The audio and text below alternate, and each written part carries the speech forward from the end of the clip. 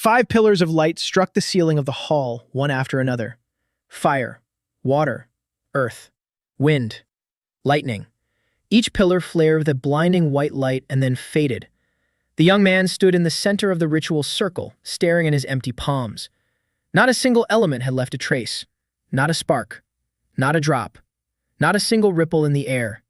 Senior evaluator Goran rose from his chair and looked at the young man as if he'd dirtied the floor. He declared that the result was 0 and that there was absolutely no compatibility with mana. The hall buzzed. Over 300 recruits from this year's intake turned their heads. Someone snorted. Someone whistled. A girl in the 3rd row covered her mouth with her hand. Goran added that the young man named Chiron from Solvar County could lead the circle and report to the Academy's administrative office to receive his assignment. He didn't even bother to call him an adept, just a young man. Chiron stepped down from the stone pedestal. 300 pairs of eyes followed him. No one looked away. No one turned away out of politeness. They watched him as if he were a spectacle. A skinny guy with a bandaged wrist and a dusty travel bag walked past the rows of those who, in an hour, would receive their elemental apprentice robes. Each of them already knew their element. Each already belonged to one of the 5 towers, but Chiron belonged to nothing. He stepped out of the hall into the corridor and stopped by the wall. He leaned his back against the cold stone. He closed his eyes for 3 seconds. Then he opened them and walked on. In the maintenance department, he was met by a heavyset man named Dorvis. He was in charge of everything unrelated to magic: cleaning, delivering reagents, repairing furniture, and washing robes. Unloading deliveries. Dorvis looked him up and down and said he'd be assigned a small room in the basement of the north wing and 2 sets of work clothes. Chiron nodded. Dorvis added that the pay was 8 copper coins per decade and that meals from the communal kitchen were included. Chiron nodded again. Dorvis frowned and asked if there was anything he wanted to say. Chiron replied that he'd like to know the schedule for reagent deliveries to the tower laboratories. Dorvis blinked. That he laughed. He said that a guy with 0 compatibility had no business being mere reagents, and that he'd be better off starting by mopping the floors in the dining hall. Chiron didn't argue. He grabbed a bucket and a rag and went down to the 1st floor. The dining hall at the Torvale Academy could seat 600 people. Long stone tables stretched from the entrance to the far wall. Crystal lamps charged with fire mana glowed on the ceiling. Beneath each crystal was the branded emblem of its tower's owner. Chiron began washing the floor, starting from the far corner. An hour later, the first students appeared. They walked in groups. Red patches of the Tower of Fire, blue patches of the Tower of Water, brown patches of the Tower of Earth, white stripes for the Tower of Wind, yellow stripes for the Tower of Lightning. Each wore their color as if they'd been born with it. A guy with a fire stripe bumped into Chiron with his shoulder as he walked past. The bucket swayed. Water splashed onto the floor. The boy didn't even turn around. His name was Tarek, and at the ceremony he had received a score of 91 points for compatibility with fire. It was the best result of the intake. Everyone in the hall knew this because Goran had announced his name twice. Chiron picked up the bucket. He wiped the floor. He continued working. By the end of the first day, he had cleaned the dining hall and 3 hallways in the east wing. His hands smelled of lye. His back ached from constantly bending over. The cubby in the basement turned out to be a room 2 by 3 steps in size with a narrow bunk and a coat hook. A heating pipe ran through the wall and provided warmth. Chiron sat down on the bunk and stretched his arms out in front of him. He spread his fingers and stared at them. Then he slowly clenched his right hand into a fist, then his left, then both at once. Nothing happened. No spark, no glow, nothing. He lay down and fell asleep in 30 seconds. For the next 9 days he worked. He scrubbed floors. He hauled boxes of reagents from the warehouses to the towers. He cleaned the boilers in the kitchen. He replaced burnt-out crystals in the hallways. Every evening he returned to his tiny room and repeated the same routine. He sat down on the cot. He stretched out his arms. He watched. He clenched his fists. Nothing. On the 10th day, Dorvis sent him to the fire tower's laboratory with a box of sulfur crystals. The laboratory was located on the 4th floor and smelled of burnt metal. When Chiron entered with the box on his shoulder, he saw 3 students standing over a table. In front of them lay 6 sulfur crystals arranged in a triangle. One of the female students was trying to ignite them in sequence to create a chain reaction. She channeled fire mana into the first crystal. It flared up. The second ignited from the first, the third from the second. But at the 4th, the chain broke every time. The girl cursed under her breath. Her partner said the problem was impulse attenuation and that a fourth-order sulfur crystal required a denser flow. The girl replied that she was already channeling the maximum she could. Karen set the box on the floor by the door. He was about to turn and leave. Instead, he paused for a second and looked at the table. Then he remarked that the fourth crystal wasn't in its proper place. All three turned to him. The girl named Lyra looked at him as if he were a talking mop. Her partner Wayne crossed his arms. The third student silently raised an eyebrow. Karen said that the triangle was equilateral, but that a chain transmission through a fourth-order sulfur crystal required an elongated one. The distance between the third and fourth stones had to be shorter than that between the first and second. Otherwise, the impulse would dissipate during the transition. Silence reigned in the laboratory for 4 seconds. Lyra asked how a servant knew the theory of crystal chains. Karen picked up the box and said that he had simply brought the reagents and that it was time for him to go. He walked out and closed the door behind him. He went down the stairs. He returned to his duties. But Lyra wasn't a fool. She silently moved the fourth crystal 3 fingers closer to the third. She formed a triangle. She channeled mana. First, second, third, fourth, fifth, sixth. The entire chain flared up at once. Wayne took a step back. He looked at the door through which Karen had left and said nothing. Lyra looked at the door too, then at the crystals, then at the door again. That evening, Karen sat in his little room and did what he did every evening. Hands in front of him. Fingers spread apart. Fists clenched. Nothing.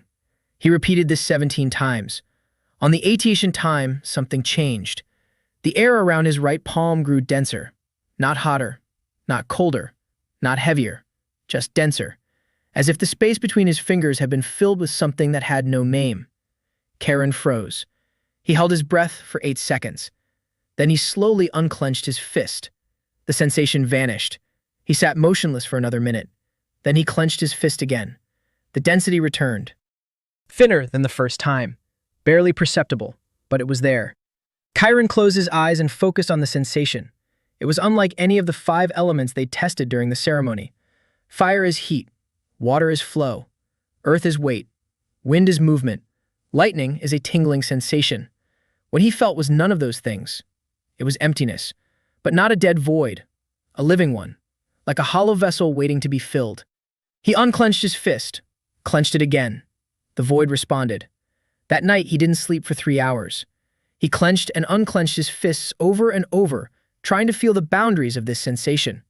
It came and went, sometimes for a second, sometimes for 5. Once it lasted nearly 20 seconds before it faded away. By dawn, his fingers were trembling with exhaustion. But something inside him had shifted. He didn't yet understand exactly what. In the morning, he was hauling boxes again. He scrubbed the floors. He cleaned the crystals. Dorvis said that today they needed to deliver a batch of water essences to the water tower. Chiron picked up a box and set off. The water tower was the coldest of the 5. Its walls were covered with frost even in summer. The water mages kept the temperature low so that their reagents wouldn't lose their properties. Chiron went up to the 3rd floor and entered the storage room. There he saw shelves lined with hundreds of vials. Light blue, dark blue, almost black.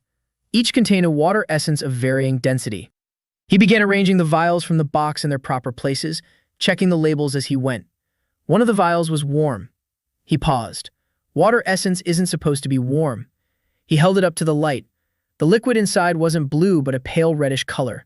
Someone had put the wrong reagent in the box. It was fire essence. Chiron looked at the vial. Chiron didn't sleep until dawn. He sat on his cot, holding his hands out in front of him. The emptiness inside him pulsed.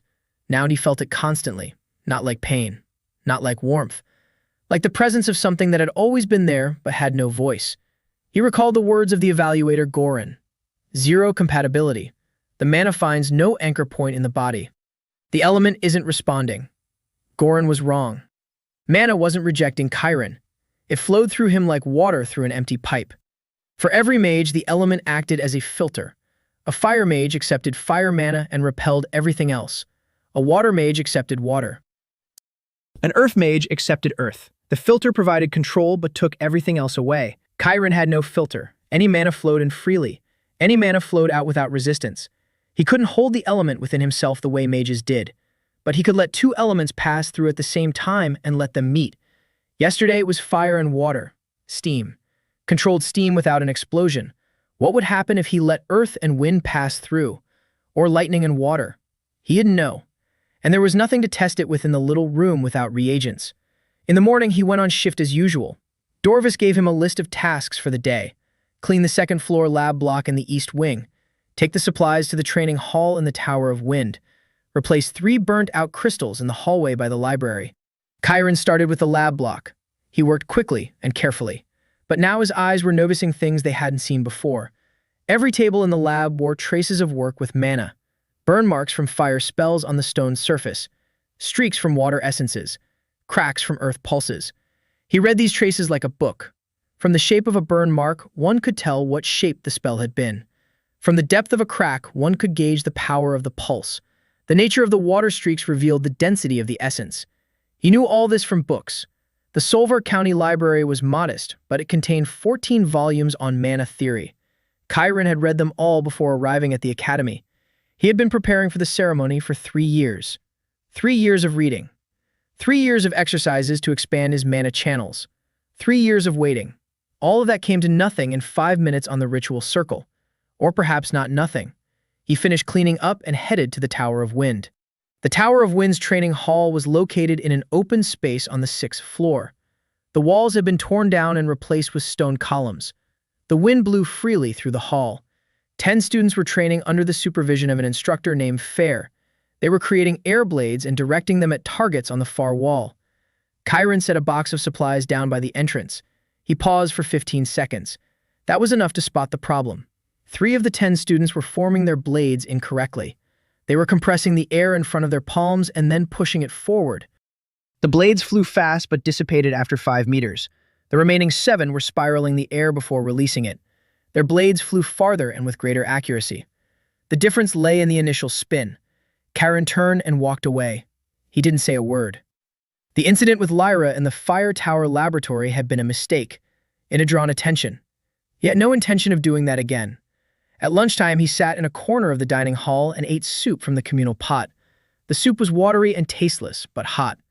7 others sat at the servants' table. Cleaners, porters, 2 women from the laundry, and an old man who tended the heating pipes.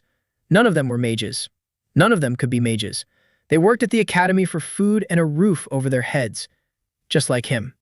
One of the porters, named Ferris, looked at Chiron and asked if it was true that he'd gone through the ceremony and received a 0. Chiron nodded. Ferris grunted and said there had been worse cases. Then he added that 5 years ago, one guy had also scored a 0, and a month later they found him in the canal by the north wall. Chiron looked up. Ferris shrugged and said that living at the academy and watching others cast spells wasn't for everyone. Chiron finished his soup and went back to work. After lunch, he was replacing crystals in the hallway by the library. The 3rd crystal was high up. Chiron climbed onto a stepladder and reached for the socket. The crystal wouldn't budge. It was stuck in the groove. Chiron pressed harder. The crystal cracked and cut his finger. Blood dripped onto the socket. The old crystal flashed for a second and went out. Chiron froze. The crystal was completely drained. Without mana, it couldn't flash. But it had flashed because of the blood. Chiron pulled out the shards. He inserted a new crystal. He climbed down from the stepladder. He wrapped his finger in a rag. He picked up 1 shard and put it in his pocket. That evening, in his little room, he took out the shard. He placed it in the palm of his hand. The shard was dark and empty, not a trace of mana. Chiron pressed against the sharp edge and cut his finger again. A drop of blood fell onto the crystal. The shard flared up.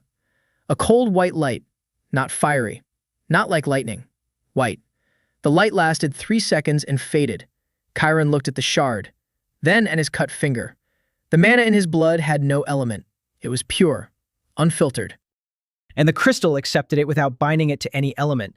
He understood the second property of his void. He didn't just let other elements pass through. His own mana was universal. It could power any crystal of any element because it didn't conflict with any of them. This thought hit him like a bucket of ice water. He sat down on the cot and remained motionless for 20 minutes. Then he lay down and tried to fall asleep. He couldn't. He lay in the darkness weighing his options.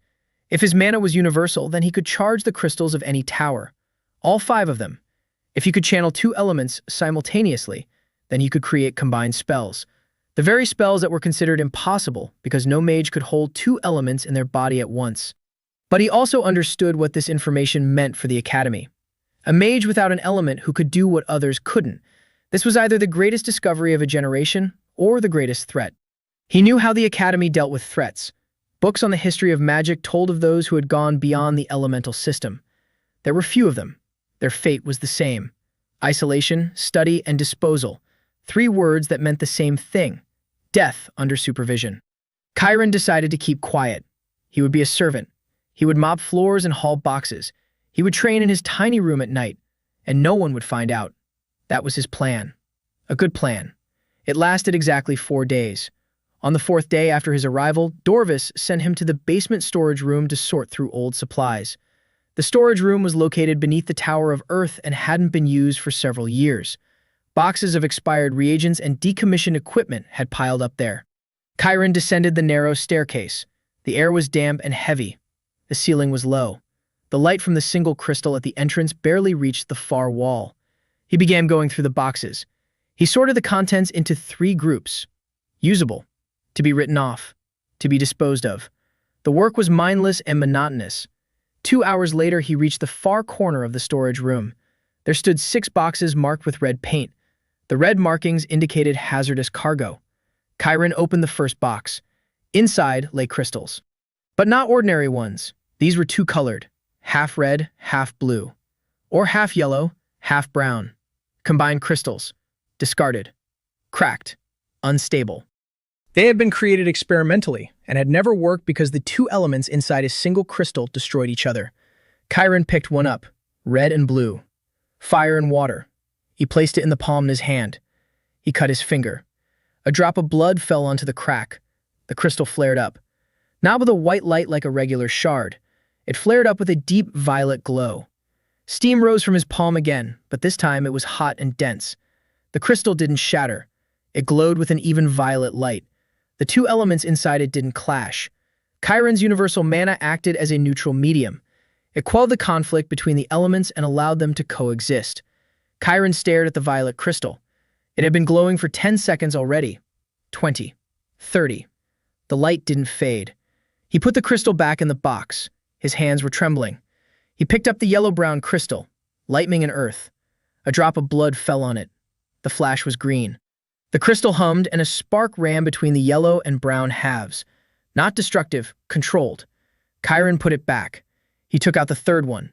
White and black. Light and darkness. Elements that weren't among the 5 primary ones. They were considered theoretical. The books referred to them as the extreme poles of mana. No mage had ever shown compatibility with either of them. A drop of blood fell onto the crack. The crystal didn't flare up. It went dark. All the light in the vault went out. Chiron found himself in absolute darkness. Then a glow emanated from the crystal. Not bright, gray, like the mist of dawn. Neither light nor darkness. Something in between. Something that had no name. Chiron stood in the gray glow and looked at the crystal in his hand. He saw that the crack in the crystal had closed. The stone that had been broken was now whole. The gray glow faded. The crystal's usual light at the entrance returned. Chiron set the black and white crystal aside from the rest. He covered up all traces. He closed the boxes. He put them back in place. He wiped the blood from his finger.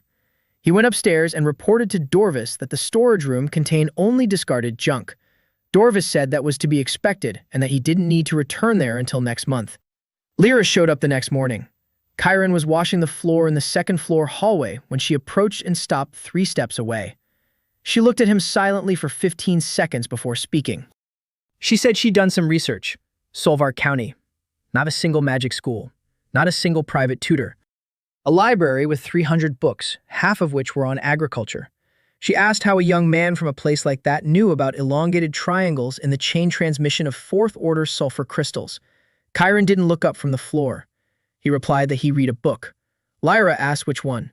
He named the author and the volume. Fundamentals of Crystal Mechanics by Turdash Olvine, Volume 2, Chapter 11, the section on momentum damping in equilateral circuits.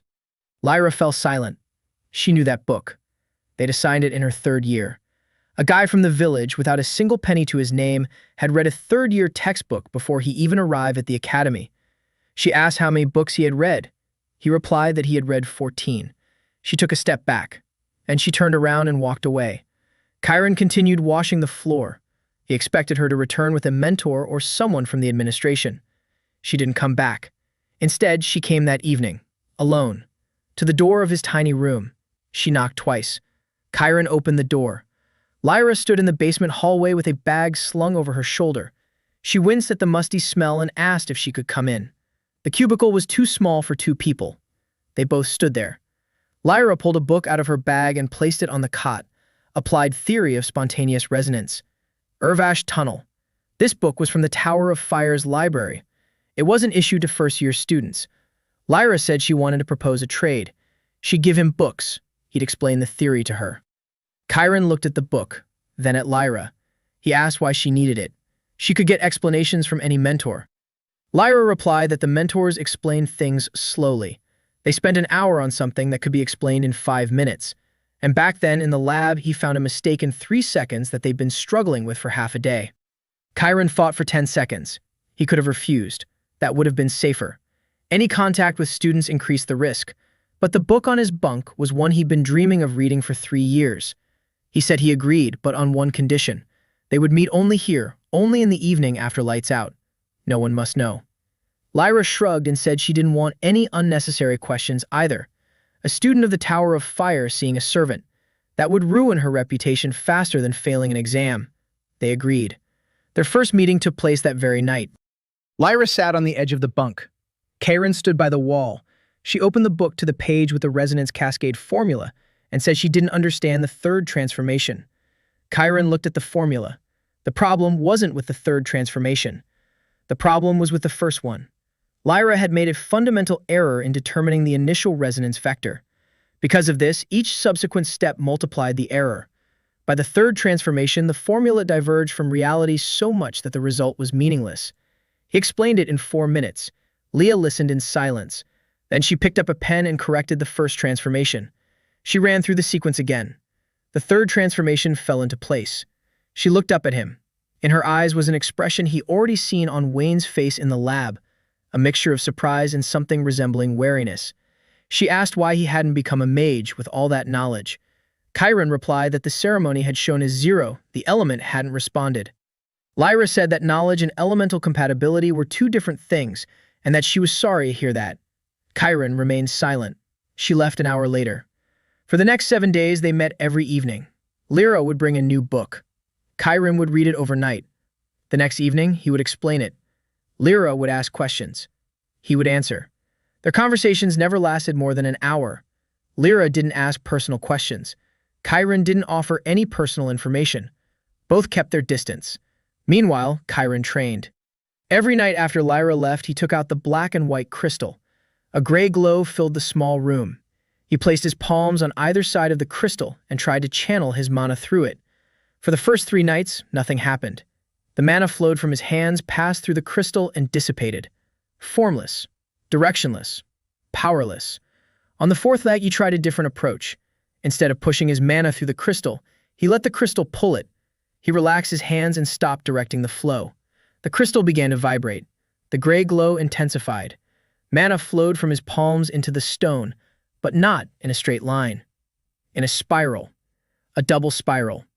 One stream flowed clockwise, the other counterclockwise. Light and darkness. 2 opposing streams in a single channel. They didn't collide. They spun around each other like 2 beasts in a cage. When Chiron removed his hands, the vibration stopped. The crystal grew hot for a second. Then it cooled, but its surface had changed. Before, it had been matte with white and black streaks. Now it was smooth, almost mirror-like, gray. Chiron ran his finger across the surface. The crystal responded with a soft hum, like a string. He had sensed something important, a double helix. 2 currents, 2 elements, 1 channel, his body. The next morning, a surprise awaited him. Dorvis summoned him and said a request had come from the mentor of the Tower of Wind. Mentor Fair had asked for a permanent assistant for the training hall, to carry targets, sweep the floor, and check the ventilation. Routine work. But in the training hall, close to the students, close to magic. Chiron asked why him specifically. Dorvis shrugged and said that Fair had asked for that quiet guy who brought the supplies last week. Chiron nodded and went. The Wind Tower's training hall on the 6th floor greeted him with a gust of cold air. Fair was standing by the central column, a tall, lean man with graying temples and eyes the color of a cloudy sky. He looked at Chiron and said the job was simple. Targets break. Replace them. The floor gets dirty. Sweep it. The ventilation crystals run out of power. Report it. Chiron nodded. Fair added that he was forbidden to speak with the students during training. Chiron nodded again. He spent his first day in the training hall in a corner, changing targets, sweeping up shards, counting.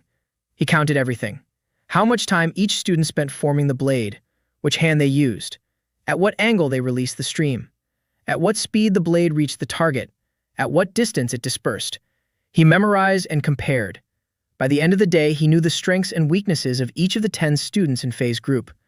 3 of them, whom he had noticed last time, were still forming the blade without initial rotation. Their results were the worst in the group. Fair corrected them occasionally but didn't explain why. He demonstrated the correct hand movement and said, "You need to do it like this." The students copied the movement. It worked better. But after 5 minutes, they slipped back into their old technique because they didn't understand why spin was important. Chiron silently swept the floor, thinking that the explanation would take 20 seconds. The initial rotation creates axial pressure in the blade that prevents the airflow from dispersing. Without rotation, the airflow expands and loses its cutting edge. Like a rope that hasn't been twisted, it breaks apart into separate strands. He didn't say a word. He remembered his plan. Keep quiet. Work. Train at night. Don't draw attention to himself. On his 3rd day working in the hall, something happened that he hadn't anticipated. One of the students named Soren lost control of his spell. He was casting a wind shield and overloaded it with mana. The shield collapsed and sent out a shockwave. The blast struck Soren in the chest and sent him flying toward the wall. He slammed his back into a pillar and fell. Fair was at the other end of the hall. He saw what had happened and ran toward the student. Chiron was standing closest of all, just 3 steps away from Soren. The boy was lying on the floor, gasping for breath. The blow had knocked the wind out of him. But that wasn't the main concern. The main concern was his right hand. It was glowing. Wind mana was bursting from his palm in an uncontrolled stream. The backlash had damaged the mana channel in his hand, and now the element was flowing out like blood from a wound. If the flow wasn't stopped within a minute, the mage would lose his hand. The channel would burn through to the bone. Chiron didn't hesitate. He stepped towards Soren. He grabbed his right hand with both palms. The wind mana surged into Chiron. Cold, fierce, merciless. It passed through his body like a knife through butter. No resistance, no pain. His emptiness accepted the foreign element and let it pass through him. The flow from Soren's hand weakened. Then it stopped. Chiron opened his hands and stepped back. A week had passed since the incident with Soren. Fair hadn't reported it to anyone. But he had changed the schedule. Now Chiron worked out in the training hall every day, mornings and evenings. Fair wanted to keep an eye on him. Chiron understood this and didn't object. Better to be under the supervision of a single mentor than to face questioning by the Academy Council. Soren returned from the infirmary 3 days later. His arm was bandaged, but the channel had healed. He found Chiron in the gym after practice and said 2 words, "Thank you." "Servant." Then he left. Chiron continued sweeping the floor. Fair watched from the corner. Training sessions in the Wind Tower gym proceeded according to schedule. The younger groups in the morning, the older groups in the evening. Chiron saw it all. He saw how the students formed their spells, how the instructor corrected their technique, how some progressed quickly while others stagnated. He also saw something that Fair didn't see. At every training session, a student named Dalen stood in the back rows. He was quiet, short, with narrow shoulders and light hair that fell over his eyes. His air blades were weaker than anyone else's in the group. They barely reached the target and didn't even leave a scratch on it. Fair devoted just as much time to him as to the others, no more, no less. But Chiron noticed one thing. Dalen formed the blade with his left hand even though he ate and wrote with his right. He was using his non-dominant hand for magic. It was like trying to write in mirror writing. The mana channel in his non-dominant hand was weaker and narrower. The flow was lost along the way. The blade turned out dull and short. Chiron didn't know why Dalen did it that way. Maybe he'd been shown the wrong way on the first day. Maybe he was copying a classmate who was left-handed. Maybe he simply didn't know it mattered. Chiron scrubbed the floor and said nothing. The plan was still in effect. Don't draw attention to yourself. Don't interfere. The incident with Soren had been a last resort. the boy could have lost his arm. That's different. Dalen wasn't losing his arm. He was just casting poorly. That's no reason to take risks. 2 days later, Fair conducted a test. Each student had to cast 3 air blades in a row and hit 3 targets 10 paces away. 9 out of 10 passed. Dalen didn't hit a single one. His blades dissipated at the 7th step. Fair recorded the result in the log. He said that Dalen was receiving a warning and that if his results didn't improve within 2 decades, he would be transferred to the preparatory group. The preparatory group. Kyron knew what that meant. It was a group for those who weren't cutting it. Students from that group were almost never allowed back into the mainstream. Most finished the year with the minimum qualification and left the academy to join the city guard or the repairers guild. Second-rate mages. Dalen stood before Fair and listened to the verdict. His face was expressionless. He nodded and returned to the ranks. After training, everyone dispersed. Dalen remained in the hall. He stood before the target and tried once more to form a blade with his left hand. Again and again. The mana flowed weakly. The blade trembled in the air and faded before reaching its target. Kyron was changing the last target at the far end of the hall, yet his back to Dalen. You could hear the rustle of mana and the soft pops of the blades fading away. One after another, he finished with the target, picked up a broom, began sweeping toward the exit. The path to the exit led past Dalen. Kyron walked and swept the floor. Dalen released another blade. It flew 5 steps and vanished. Kyron walked past him. He stopped at the door. He turned his head a centimeter. He said one sentence without turning around. "Try the right one." Dalen froze. Kyron left the hall. He went down 2 floors before he exhaled. It was a deviation from the plan. A small one. Just 2 words, but a deviation nonetheless. He didn't know if Dalen would pass those words on to Fair. He didn't know if Fair would take the advice at all. But he had said what he had said, and there was no taking it back. At the next training session, Kyron stood by the wall with a broom watching. Dalen took his place in the back row. He raised his hand to form a blade. His right hand. Mana flowed differently. Denser. Faster. The channel in his dominant hand accepted the flow without resistance. The blade formed in 2 seconds instead of the usual 4. It was brighter. Denser. Longer. Dalen released it. The blade flew 10 paces and struck the target. It didn't slice it. It didn't split it. But it struck. It left a mark. Dalen looked at his right hand as if he were seeing it for the first time. Fair noticed. He walked over to Dalen and asked what had changed. Dalen replied that he decided to try using his other hand. Fair frowned. Then he looked across the hall at Kyron. Kyron was sweeping the floor and didn't look up. Fair said nothing. 3 days later, Dalen hit all 3 targets on the test. His score wasn't the best in the group, but it was enough to have the warning lifted. Fair recorded the result and made no comment. After practice, Dalen approached Kyron. He stood in front of him in silence for 10 seconds. Then he said his name was Dalen. Kyron replied that he knew and gave his own name. Dalen asked how he figured out it was the hand. Kyron replied that he eats with his right hand. He writes with his right hand. But he casts spells with his left. It was obvious. Dalen was silent. Then he said that during the introductory demonstration, the instructor had stood facing the group. Dalen had mirrored his movements. The instructor raised his right hand. Dalen raised his left. He'd been casting spells that way ever since. 2 months. No one had noticed. Kyron didn't reply. Dalen left. But from that day on, he nodded to Kyron whenever they met. A single nod. No words. Kyron nodded back. Lyra continued to come by every evening. She brought increasingly complex books. The theory of elemental suppression. The architecture of magical circuits. The principles of inter-elemental interaction. The last book was particularly interesting. It described why the elements conflict upon direct contact. Fire and water destroy each other because their mana frequencies are in destructive resonance. Lightning and earth create an overload because earth absorbs the charge, while lightning requires a free conductor. Light and darkness were considered theoretically incompatible because their frequencies were mirror images of each other. They annihilated each other upon any contact. But Kyron knew that wasn't true. He kept the proof under his pillow every night, a gray crystal. Light and darkness did not annihilate each other in his hands.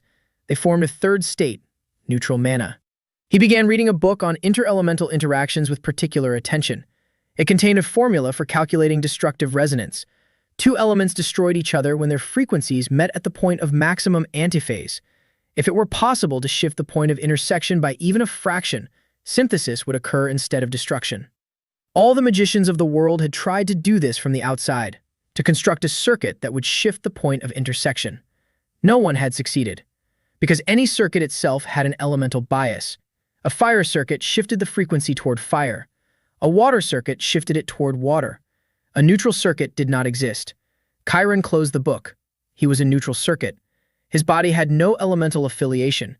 It did not shift the frequency in any direction. Therefore, the elements met within him not at the point of antiphase but at the point of equilibrium, and instead of destruction, synthesis occurred. A pair of fire and water, a green spark of lightning and earth, gray mana of light and darkness. Each combination produced something new, something impossible.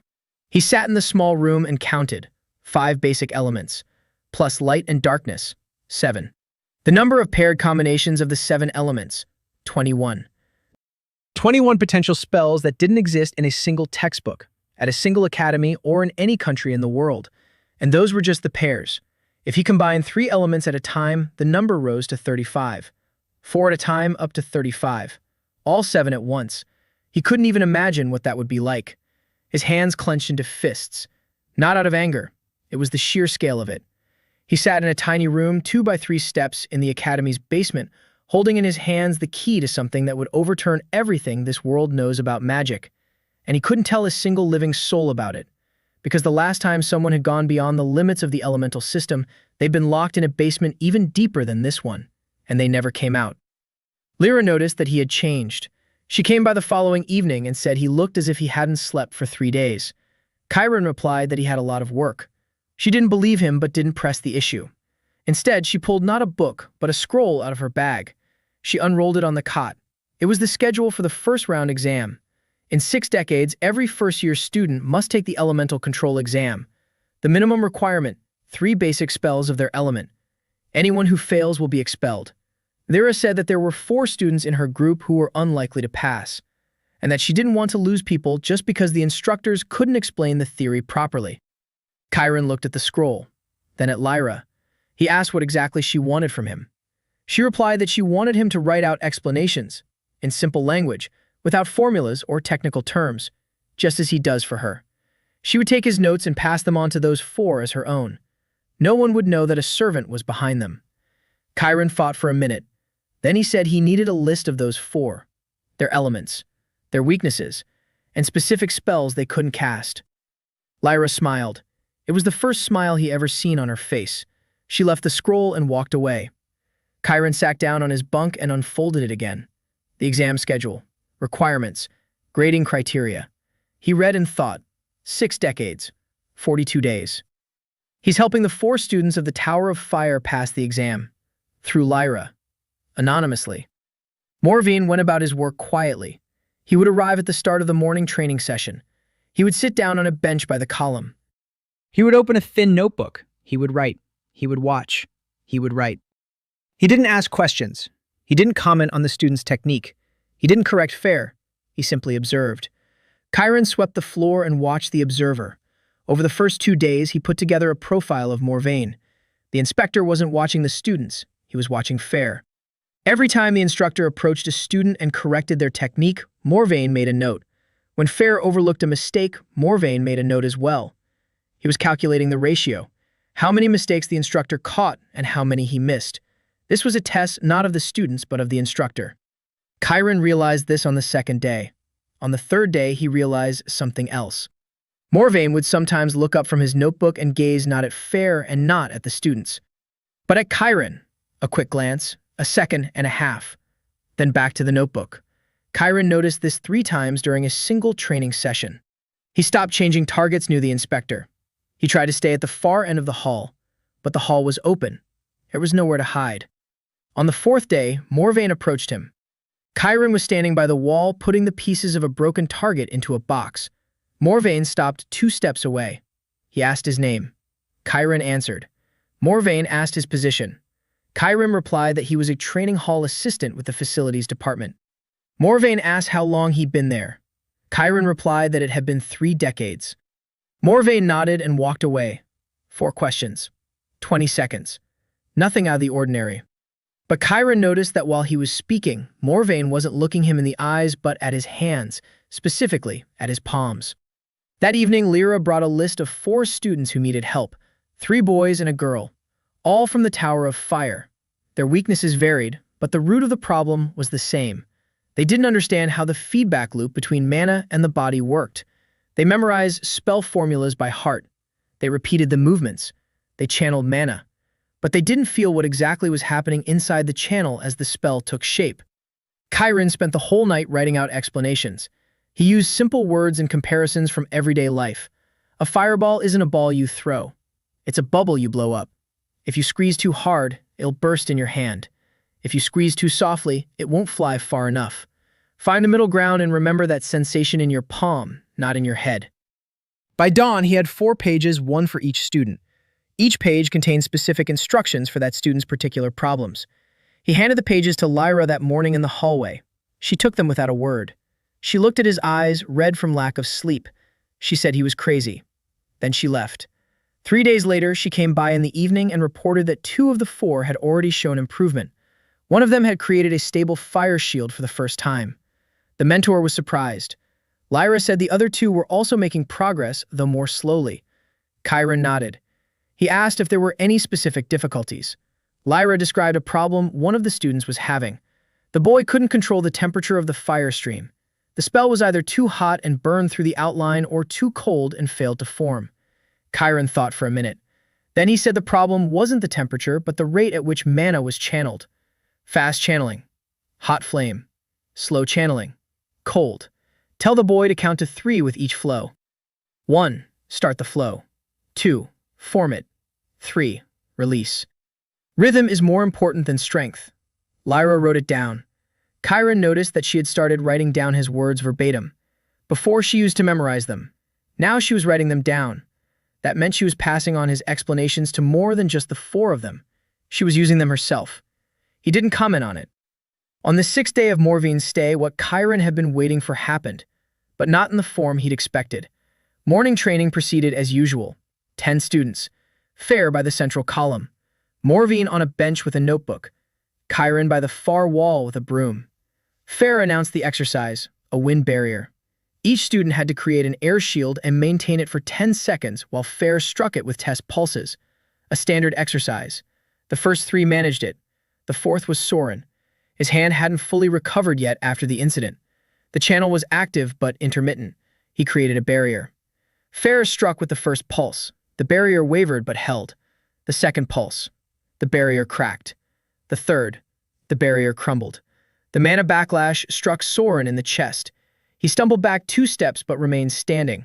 The channel hadn't been breached. He exhaled and lowered his hand. Fair nodded and said it was fine. Morvine hadn't written anything down. He looked at Soren with an expression that Chiron couldn't read. Then he got up from the bench. He walked over to Fair. He said something quietly. Fair looked at him, then at Soren. Then he nodded. Morvane turned to the group and said he wanted to conduct an additional exercise with Faye's permission. He asked Soren to step forward. Soren stepped forward. Morvane said he wanted to check the condition of his mana channel following its recent damage. He asked Soren to create a shield once more. Soren did so. Morvane struck, not with a test pulse, with a full-power wind blade. Soren's barrier shattered instantly. The blade continued onward. It was heading straight for the student's chest. Fair flinched. He couldn't react in time. The blade was already a meter away from Soren.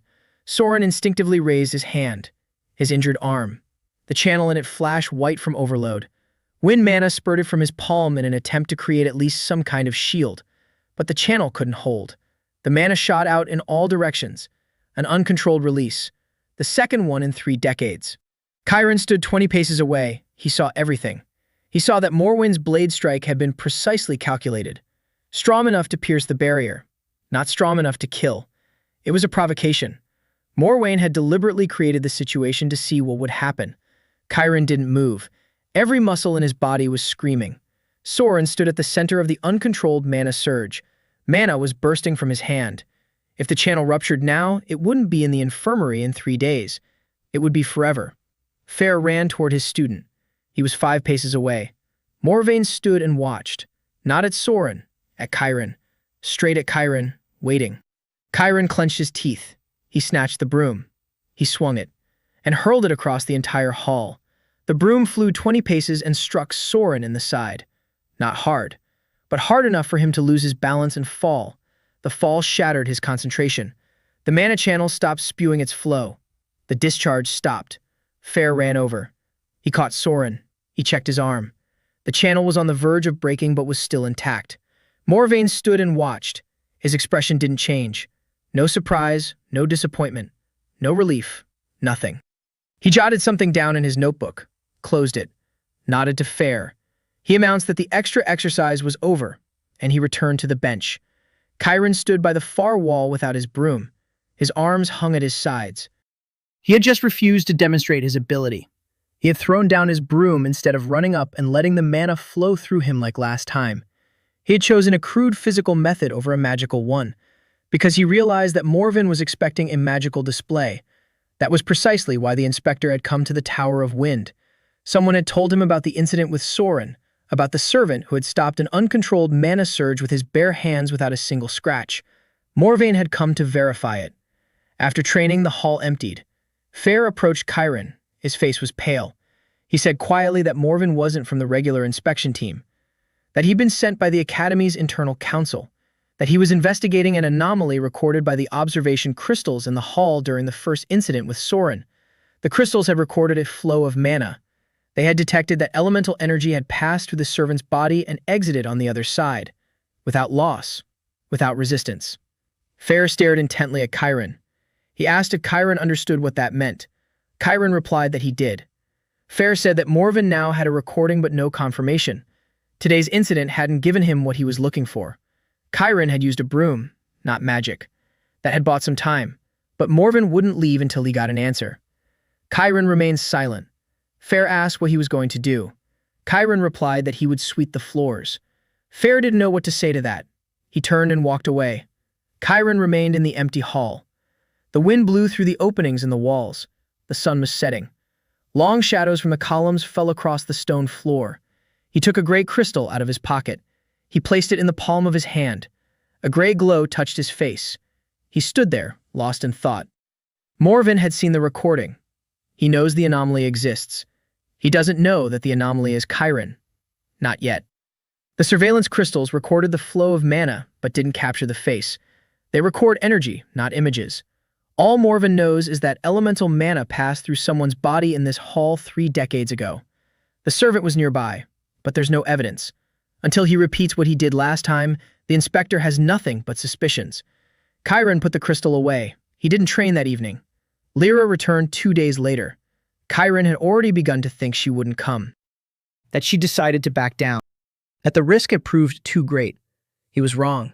She didn't come with a book. She came with a plan. She sat down on the edge of the cot and said she'd been thinking for 40 hours, that she'd reread the Academy's charter twice, that she found a loophole. The Torvale Charter contained a clause regarding non-rank-based tests. Any person on the Academy's grounds could request a review of their magical status if they provided grounds to believe that the initial assessment was erroneous. The grounds must be confirmed by the testimony of one active mentor. Karen listened in silence. Lyra continued. If Fair confirmed that he had observed an anomaly in Chiron's mana channels, then an out-of-rank test would be scheduled. It would not be conducted by Goran. It would be conducted by a committee of 3 mentors selected by lot. The result would be officially recorded. If the committee determined that Chiron possessed magical potential, he would be granted the status of an apprentice. Chiron asked what would happen if the committee determined that his potential fell outside the bounds of the elemental system. Lyra was silent for 5 seconds. Then she replied that the charter contained no protocol for such a case. Chiron smirked. That was precisely the problem. The elemental system had been in place for 500 years. 5 elements, 5 towers, 5 paths. Anything that didn't fit into this system was considered either a measurement error or a threat. There was no third option. He told Lyra that the out-of-rank trial was a trap. If he demonstrated that he could channel another's mana through his body, the council would have the proof Morvain was looking for. Only this time, it would be official, with a seal, with a protocol. After that, his fate would not be decided by a mentor or an inspector. It would be decided by the Council of Rectors, and the Council of Rectors was not known for its flexibility of thought. Lyra replied that he had an alternative. to keep mopping the floors and wait until Morvine set someone up badly enough that Chiron wouldn't be able to stay silent. Chiron clenched his fists. She was right. Morvine wouldn't stop. The next provocation would be harsher, then even harsher still. The inspector proceeded methodically. He kept raising the stakes until his target wavered. Chiron knew this type of person. They didn't back down. They kept pressing. He asked Lyra why she was doing all this. She was risking her place at the academy, her reputation, her tower, all for a servant with a 0 rating. Lyra didn't answer right away. She stared at the gray crystal lying on the cot between them. Then she said that 3 years ago, her older brother had been studying at the academy, the Tower of Earth, in his 3rd year. He discovered he could sense water mana in addition to earth mana. Weakly, barely perceptibly, but enough to raise questions. He went to his mentor. The mentor reported to the council. The council ordered an examination. The examination lasted 3 months. Her brother was held in a locked wing. No visitors. No letters. After 3 months, the council announced that the examination results had revealed an error in the initial diagnosis, that there was no dual affinity, that the student could return to his studies. He returned, but he was different. He couldn't cast spells. At all. The Earth Channel worked, but his hands shook so badly that he couldn't form a single spell. He left the academy a month later. Now he works as a bookkeeper at the Merchants Guild in the city of Parvin. He doesn't talk about magic. He doesn't talk about the academy. He hardly speaks at all. Lyra finished her story and looked Chiron in the eyes. She said she wouldn't let that happen again. Not to him. Not as long as she could do something about it. Chiron was silent for a long time. Then he said he needed to talk to Fair before making a decision. Lyra nodded and left. The next morning, Chiron arrived at the training hall an hour early. Fair was already there. He was standing by a column, watching the sunrise through the open gaps in the walls. Chiron walked over and stood beside him. They were silent for a minute, and Chiron asked directly. If he asked Fair to confirm the grounds for an out-of-rank trial, would Fair do it? Fair didn't turn his head. He replied that he had seen what he had seen. Mana had passed through Chiron's body. That was a fact. Confirming a fact was not a favor. It was a duty. Chiron asked what would happen next. Fair replied that the trial would reveal it. Chiron said the trial would reveal things the council would not want to see. Fair turned to face him. His eyes were serious. He asked what exactly those things were. Chiron took a gray crystal out of his pocket. He placed it in the palm of his hand. Light and darkness glowed in the morning air. Fair froze. He stared at the crystal for 15 seconds. Then he reached out and brought his finger close to its surface without touching it. His finger twitched. He withdrew his hand. He said quietly that in 23 years he had seen a great deal. He had seen students who surpassed their mentors. He had seen spells not described in textbooks. He had seen the elements behave unpredictably. But he had never seen light and darkness in a single crystal. He asked how. Chiron explained briefly. His body lacks an elemental filter. Any mana flows freely through it. The two elements within his body do not conflict because there is no bond to pit them against each other. They meet at a point of equilibrium, not destruction, but synthesis. Fair listened. His expression shifted. Not fear, not revulsion, understanding. A slow, heavy realization of the magnitude of what stood before him. He said he would confirm the grounds for the trial, but he added that Chiron must demonstrate only what was safe to demonstrate during the trial. Not the Great Crystal, not dual combinations, only the passage of mana, the bare minimum. Enough to obtain the status of a student, no more. Chiron nodded. They reached an agreement. Fair submitted a request to the Academy's office that same day. The response arrived 3 days later.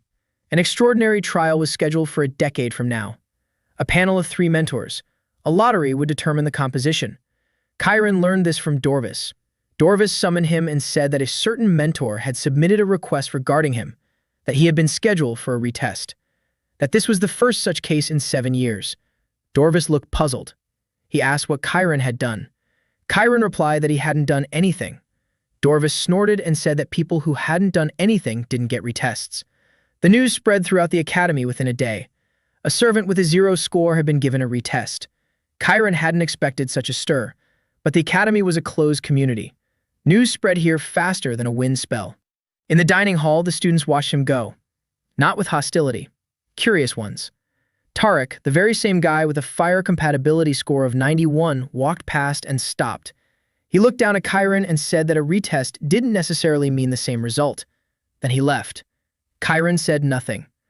The next day, Morving showed up in his cubicle, without knocking, without warning. Chiron returned from his evening shift and saw the inspector standing in the middle of the room.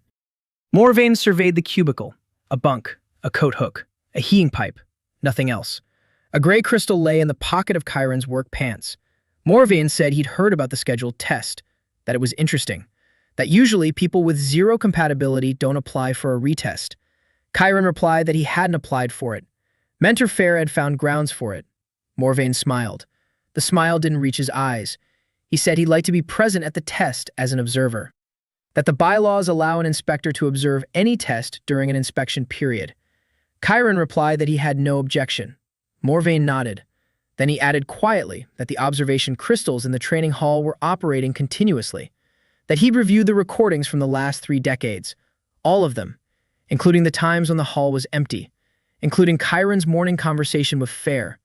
The crystals don't record sound, but they record mana activity. And 3 days ago, at 6 in the morning, a surge of mana that didn't belong to any of the 5 elements was recorded in the empty hall. Morvain fell silent. Chiron was silent too. The gray crystal in his pocket felt scorching hot. He'd shown it to Fair that morning in the hall. The surveillance crystals had detected a glow. Morvain didn't know exactly what was glowing, but he knew it was something beyond the 5 elements. Morvain turned and walked out. The door closed. Chiron stood in the small room and felt cold sweat running down his back.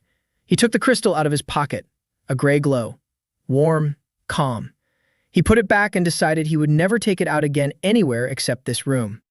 3 days passed. The trial was scheduled for 9 o'clock in the morning in the small ritual hall. The hall was circular and could hold no more than 30 people. A stone pedestal stood in the center. 3 chairs for the commission were arranged in a semicircle. Benches for observers lined the wall. Chiron arrived 20 minutes early. The hall was empty. The crystal lamps glowed with a cold white light. The same ritual symbols as in the great hall were carved into the floor of the pedestal. The 5 symbols of the 5 elements arranged in a circle. In the center was an empty space for the candidate. He stepped onto the pedestal and looked at the symbols. Fire, water, earth, wind, lightning. 3 decades ago, they had rejected him. Today, he needed to prove that they hadn't rejected him. They had simply passed him by. The commission entered the hall at exactly 9 o'clock. Mira, a tall woman with dark hair, pulled back into a tight bun.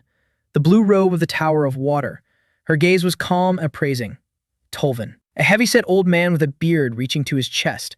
The brown robe of the Tower of Earth. He sank heavily into a chair and immediately closed his eyes. Shiga, short, wiry, short black hair. The yellow robe of the Tower of Lightning. Her eyes were like 2 sharp nails. She scanned the hall. She saw Chiron on the dais. She saw Morvain on a bench by the wall. Her gaze lingered on the inspector for a second longer than on the others. A few more people entered behind the commission. Fair. He sat down on a bench across from Morvain. Gorin, the senior assessor who had conducted the initial ceremony. He looked irritated. And Dorvis. He was standing by the door, wiping his forehead with a handkerchief. No one had invited him. He'd come on his own. Mira opened the folder of documents and read the protocol aloud. An extraordinary trial at the request of Mentor Fair of the Tower of Wind. Reason: observation of an anomaly in the examinee's mana channels. Examinee: Chiron from Solvart County. Status: support services. Previous assessment: 0 compatibility. She looked up from the papers and glanced at Chiron. She asked if he was ready. Chiron nodded. Mira explained the procedure. Each member of the commission would direct a stream of mana from their respective element into the test subject. Standard diagnostic power, not combat level. The crystals of the ritual circle would record the body's reaction. The result would be recorded and compared with the initial assessment. She nodded to Tolvin. The old man opened his eyes. He raised his right hand. A brown glow flowed from his palm to the pedestal. Earth mana, heavy, oppressive. It passed through the earth ritual symbol on the floor and rose toward Chiron.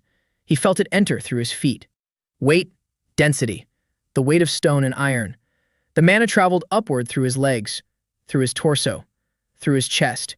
It exited through the top of his head and dissipated into the air above him. 3 seconds. No pain, no resistance. Tolvin lowered his hand. His eyes were wide open. He no longer looked indifferent. Mira looked at the crystals of the circle. They had recorded the passage of earth mana through the body. Complete passage. No loss. She exchanged a glance with Shiga. Then she raised her hand. A blue glow. Water mana. Cold. Flowing. It entered through Chiron's palms and followed the same path. Through his hands. Through his chest. Through his legs. It exited through his feet into the pedestal. Again without resistance. Mira lowered her hand. Her face was expressionless, but her left hand gripped the armrest of the chair. Shiga stood up. She didn't raise her hand while seated. She walked to the edge of the pedestal. A yellow glow of lightning danced between her fingers. Chiron saw that her current was more powerful than that of the previous two. Not diagnostic power, closer to training power. She was testing the limits. The lightning struck Chiron through the ritual symbol. Instantly, without warning. Not a smooth current, a discharge. It entered through his right hand. A tingling sensation ran through his entire body. Sharper than earth and water. Harsher. But the mana flowed just as freely. It entered through his hand. It exited through his left palm. A yellow spark flashed between his fingers for a second and then faded. Shiga was looking at his left hand, at his palm from which her mana had just emerged. She took a step back. Her eyes grew even sharper. Mira announced that the diagnostic phase was complete. Result. The subject's body allows elemental mana of all three elements to pass through without resistance and without binding. The initial assessment of zero compatibility is subject to review. Goran rose from the bench. His face was red.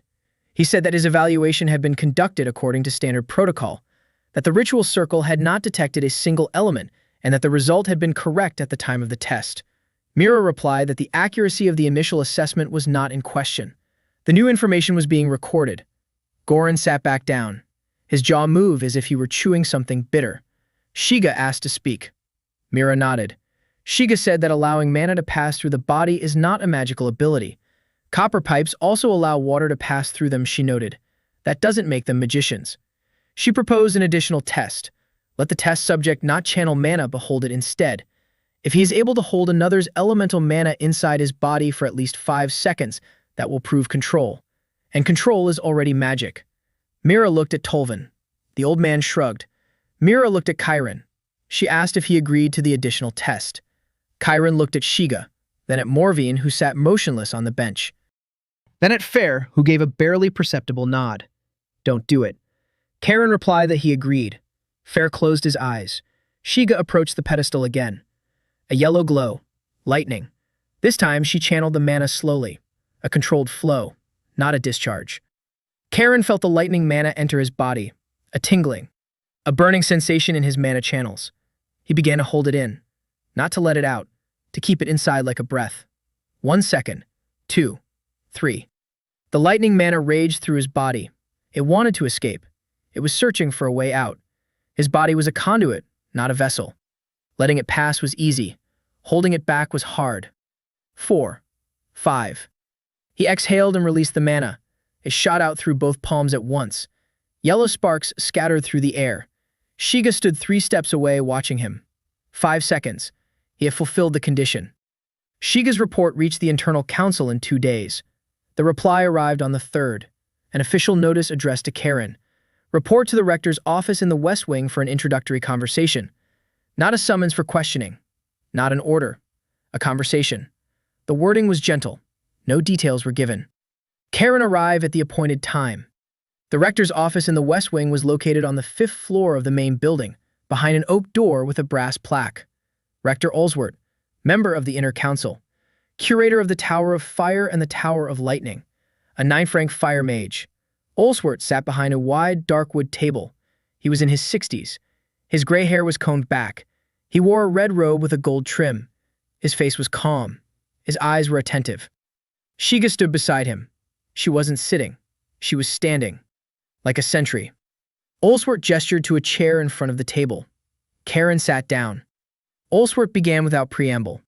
He said he had read Shiga's mentor's report and the protocol for the non-rank-based test, that the results were unusual, that over the past 120 years, that a single case of a so-called neutral channel had been recorded at the academy, that this required further investigation. Karen listened. Olswert continued.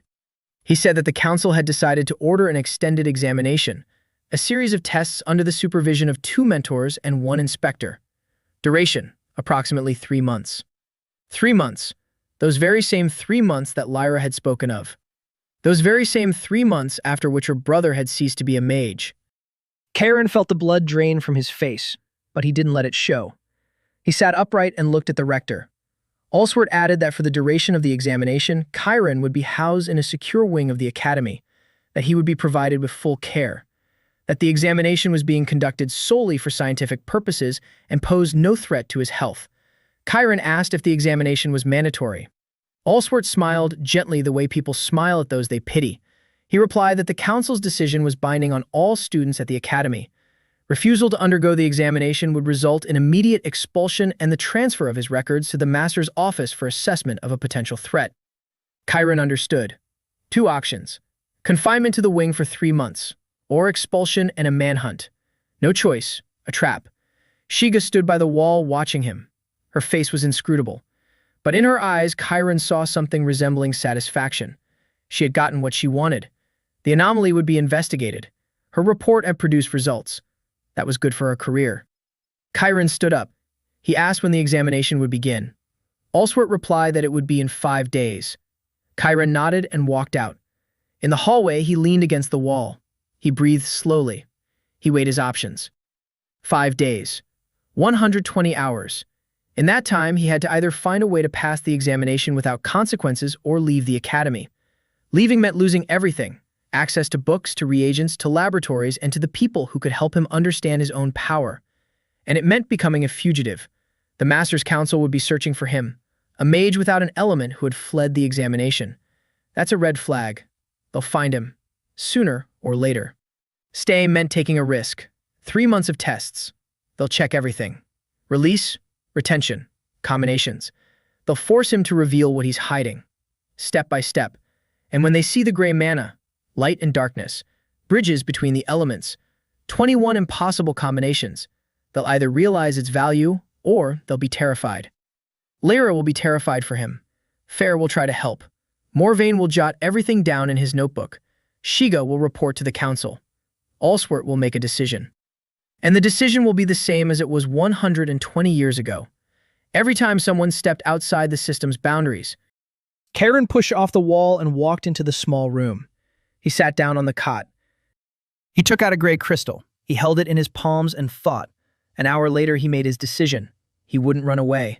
And he wouldn't become a test subject. He would do a third thing, something neither the council, nor Morvain, nor Shiga are counting on. He'll show them everything. Not in a locked wing, not during an examination, in public, in front of the entire academy. If he demonstrates his abilities openly in front of hundreds of witnesses, the council won't be able to quietly hide him in the basement. Too many eyes, too many voices. You can't pretend nothing happened when 300 people saw the impossible. But for that, he needs a reason. An event that will bring the entire academy together. A moment when all eyes will be fixed on a single point. He remembered the scroll Lyra had shown him. The schedule for the first round exam. In 4 decades. Too far away. He had 5 days, he thought. Then he remembered something else. Not from the scroll. From conversations in the dining hall. The servants had been discussing it last week. The Inter-Tower Tournament. An annual competition between students from the 5 towers. It takes place every fall. It consists of 3 stages: individual combat, a team challenge, and a free demonstration. In the free demonstration, a participant performs any spell of their choice. It's judged on complexity and control. The tournament was in 6 days, 1 day after the examination began. Chiron clenched his teeth. 1 day. He was 1 day short. He went to see Fair. He found him in the training hall. The hall was empty. It was evening. The wind blew through the openings. Fair was standing by a column. Chiron told him about the council's decision, about the examination, about the closed wing. Fair listened in silence. His face darkened with every word. When Chiron finished, the mentor was silent for a minute. Then he said he feared this, that Shiga's report had left the council no other choice, that the system protects itself above all else. Chiron said he had a plan. He wanted to compete in the tournament, in an open demonstration, in public, in front of the entire academy. Fair looked at him as if he'd suggested jumping off the roof. He said it was madness, that the tournament was only for students of the towers, that Chiron had no tower, no insignia, no right to participate. Chiron replied that the charter allowed for the participation of students in special programs upon the recommendation of a mentor. Paragraph 12, Section 4, Subsection 7. Chiron had read the charter 3 times over the past week. Fair fell silent. Then he asked how Chiron knew the bylaws better than the instructors. Chiron replied that he had plenty of time to mop the floors. Fair didn't smile, but something in his expression changed. The tension gave way to something resembling determination. He said he would submit a recommendation, but he warned that the tournament wasn't a test in an empty hall. It's a battle. It's real spells cast by real students who've been training for months. If Chiron goes out there and shows something weak, he'll be swept aside. And if he shows something impossible, the reaction will be unpredictable. Chiron replied that he knew. Fair asked what exactly he was going to show. Chiron answered with a single word: bridges. 4 days. Chiron divided them into blocks. Day 1, practicing synchronization with 2 streams at the same time. He had never channeled 2 elements from living mages before, only from crystals. Crystals are stable. Mages aren't. Living mana pulsates. It adapts to the mage's emotions, breathing, and concentration. If Lyra is nervous, her fire is hotter. If Dalen gets tired, his wind is weaker. Chiron must accept both streams simultaneously and hold them in his body long enough for them to meet at a point of equilibrium. Not at a point of antiphase, at equilibrium. The difference between these points will determine the outcome: synthesis or explosion. They trained in the underground storage chamber beneath the Tower of Earth, the very same chamber with crates of decommissioned crystals. Chiron brought Lyra and Dalen there after lights out. The chamber was deep underground. There were no surveillance crystals here. No one came down here without orders. First attempt. Lyra stood on the right, Dalen on the left, Chiron between them. Lyra directed fire mana into Chiron's right palm. Heat, dry and dense. Dalen directed wind mana into his left. Cold, fluid and light. The 2 streams entered Chiron's body simultaneously, and they collided. Not at a point of equilibrium, at a point of conflict. Chiron felt the 2 elements tearing at his mana channels from within. Fire tried to burn the wind. Wind tried to blow out the fire. His body became a battlefield. He clenched his teeth. Pain shot through both his arms from his palms to his shoulders. He expelled both streams outward in a single burst. The mana burst through his skin and dissipated. Chiron fell to his knees. His hands were shaking. Red streaks appeared on his palms. Not burns, but close. Lyra rushed to him. Dalen took a step back. His face went pale. Chiron said everything was fine, that he made a mistake, that they needed to try a different approach. Lyra asked what had gone wrong. Chiron replied that he tried to accept both streams at the same time in parallel. But living mana isn't a crystal. It's active. 2 active streams in a single channel cause a collision. It can't be done in parallel. It has to be sequentially. Accept one. Stabilize it. Then accept the second. Let them meet once the first has stopped moving. Second attempt. Lyra sent the fire first. Chiron accepted it. He felt the heat in his right hand. He directed the stream to the center of his chest. He held it there. 3 seconds. Steady. He nodded to Dalen. Wind entered through his left palm. A chill ran up his arm toward his chest. The 2 streams met. This time, not a collision. A touch. Fire and wind touch at the center of his body. The wind didn't blow out the fire. It fanned it. Chiron felt the heat in his chest intensify 3-fold. It didn't hurt, but it was powerful. Scorching and powerful. He released both streams through the top of his head. A column of hot air struck the ceiling. Dust swirled up in a whirlwind. The boxes shook. Lyra shielded her face with her hand from the heat. Dalen crouched down. The column lasted 2 seconds and then died out. Chiron remained standing. He was breathing heavily. But he was standing. His hands were clean. No red streaks. No pain. He said the sequence worked. But the result wasn't what he needed. Fire and wind hadn't created a synthesis. The wind had simply amplified the fire. This isn't a bridge. It's a catalyst. He needs elements that, when synthesized, create a third thing: fire and water. Steam. He needs a water mage instead of a wind mage, or a wind mage and an earth mage, or a lightning mage and a water mage. A combination that produces a visible, impossible result. Dalen asked what to do. Chiron thought for a moment. Then he said that at the tournament, he would perform 2 combinations. The first, fire and wind. Amplification. This isn't synthesis, but it proves that 2 elements can work through a single mage. That's already impossible under the Academy's rules. Second, himself, without partners, the gray crystal, light and darkness, synthesis. The impossible squared. Lyra said that was too much. That one demonstration was enough. Chiron shook his head. He replied that a single demonstration was an anomaly, one that could be chalked up to chance. Two demonstrations, however, constituted a pattern, one that could not be ignored or concealed. They trained for 3 nights in a row. Chiron and Lyra practiced transferring fire. Chiron and Dalen practiced transferring wind. Then the 3 of them together. Sequential release. Fire first. Wind second. Holding. Merging. Release. Each night brought improvement. First night. Holding both streams for 3 seconds. Merging unstable. Release uncontrolled. Second night. Holding for 5 seconds. Merging stable for 2 seconds. The release was directed but too powerful. Third night. Sustained for 8 seconds. Fusion was stable for 4 seconds. The release was controlled. A column of hot wind rose from his palms in a steady stream. Not an explosion, a stream. Lyra stood nearby and watched the column. Her fire burned within the foreign wind. 2 elements in a single stream, flowing through the body of a man without an element. Dalen looked at his hands, then at Chiron, then at the column. He said quietly that it was the most beautiful thing he'd ever seen. Chiron extinguished the stream. He was exhausted. 3 nights without sleep. Daytime work in the training hall. Evening training in the basement. His body was sustained by sheer stubbornness. On the morning of the 4th day, he received a notification. The examination begins tomorrow. Report to the restricted wing by 8 o'clock in the morning. Bring only personal belongings. That same day, Fair announced that the recommendation had been accepted. Chiron was admitted to a free demonstration at the Intertower tournament. The tournament is tomorrow.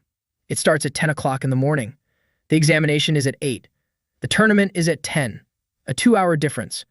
Chiron must enter the restricted wing and leave 2 hours later. The restricted wing never allowed students to attend events.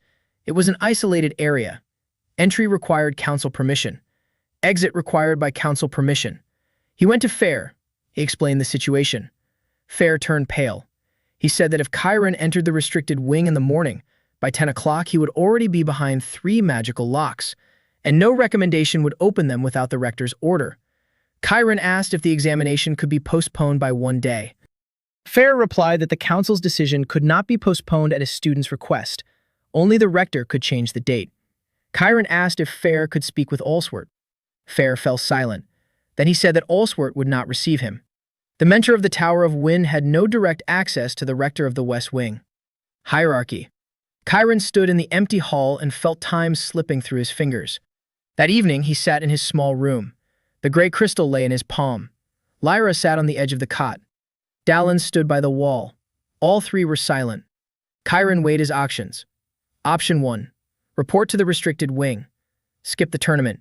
Spend 3 months under supervision. Emerge a different person. Or not emerge at all. Option 2.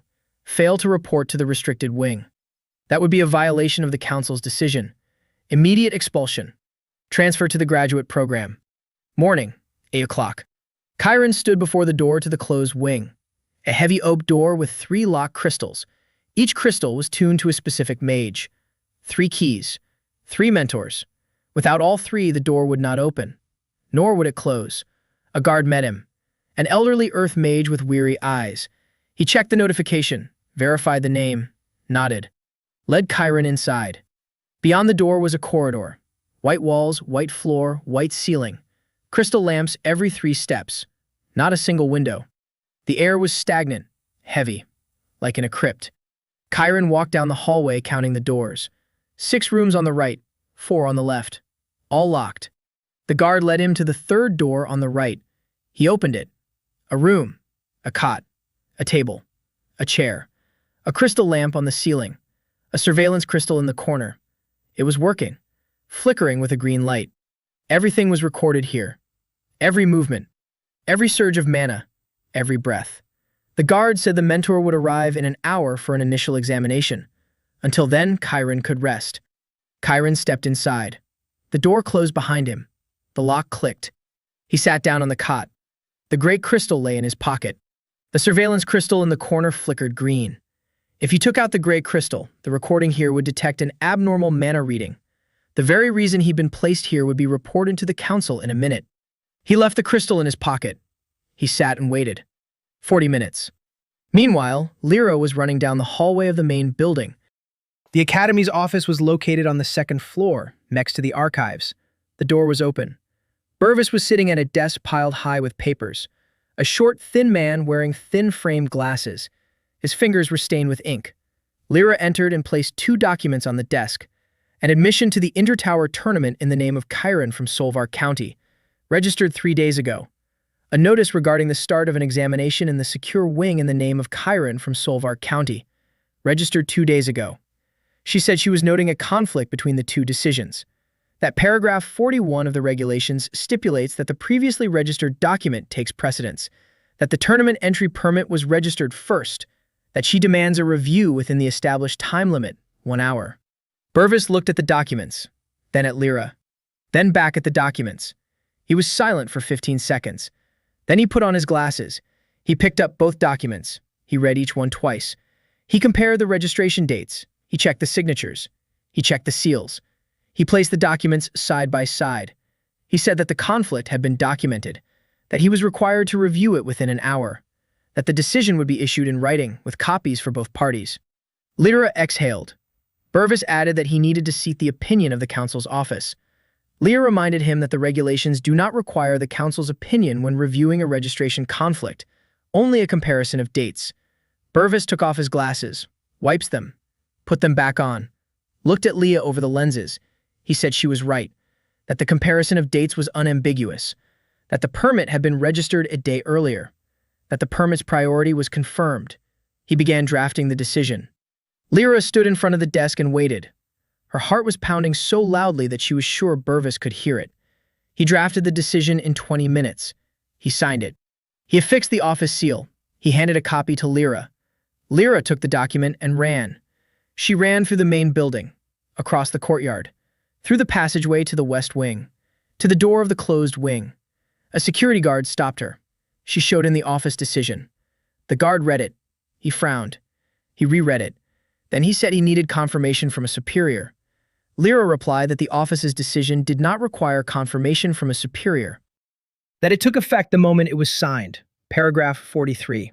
The guard looked at her, then at the document. Then he took out a bunch of crystal keys. The door opened. Karen was sitting on a cot in the 3rd room. He heard footsteps in the hallway. Then the lock clicked. The door opened. Lyra stood in the doorway, flushed from running, holding a sheet of paper in her hand. She said one word, "Let's go."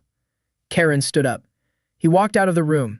He walked down the white hallway, past the guard who watched him in silence, through the door with 3 locked crystals, out into the light. He'd been in the locked wing for 47 minutes. That was enough to realize he wouldn't go back there voluntarily, ever. They ran across the courtyard toward the arena. The Intertower tournament was taking place in the Academy's main arena, an open space 40 paces in diameter, stone stands all around seating 1,000, surveillance crystals along the perimeter, protective barriers along the front rows. The arena was packed, all 5 towers, instructors, students, staff.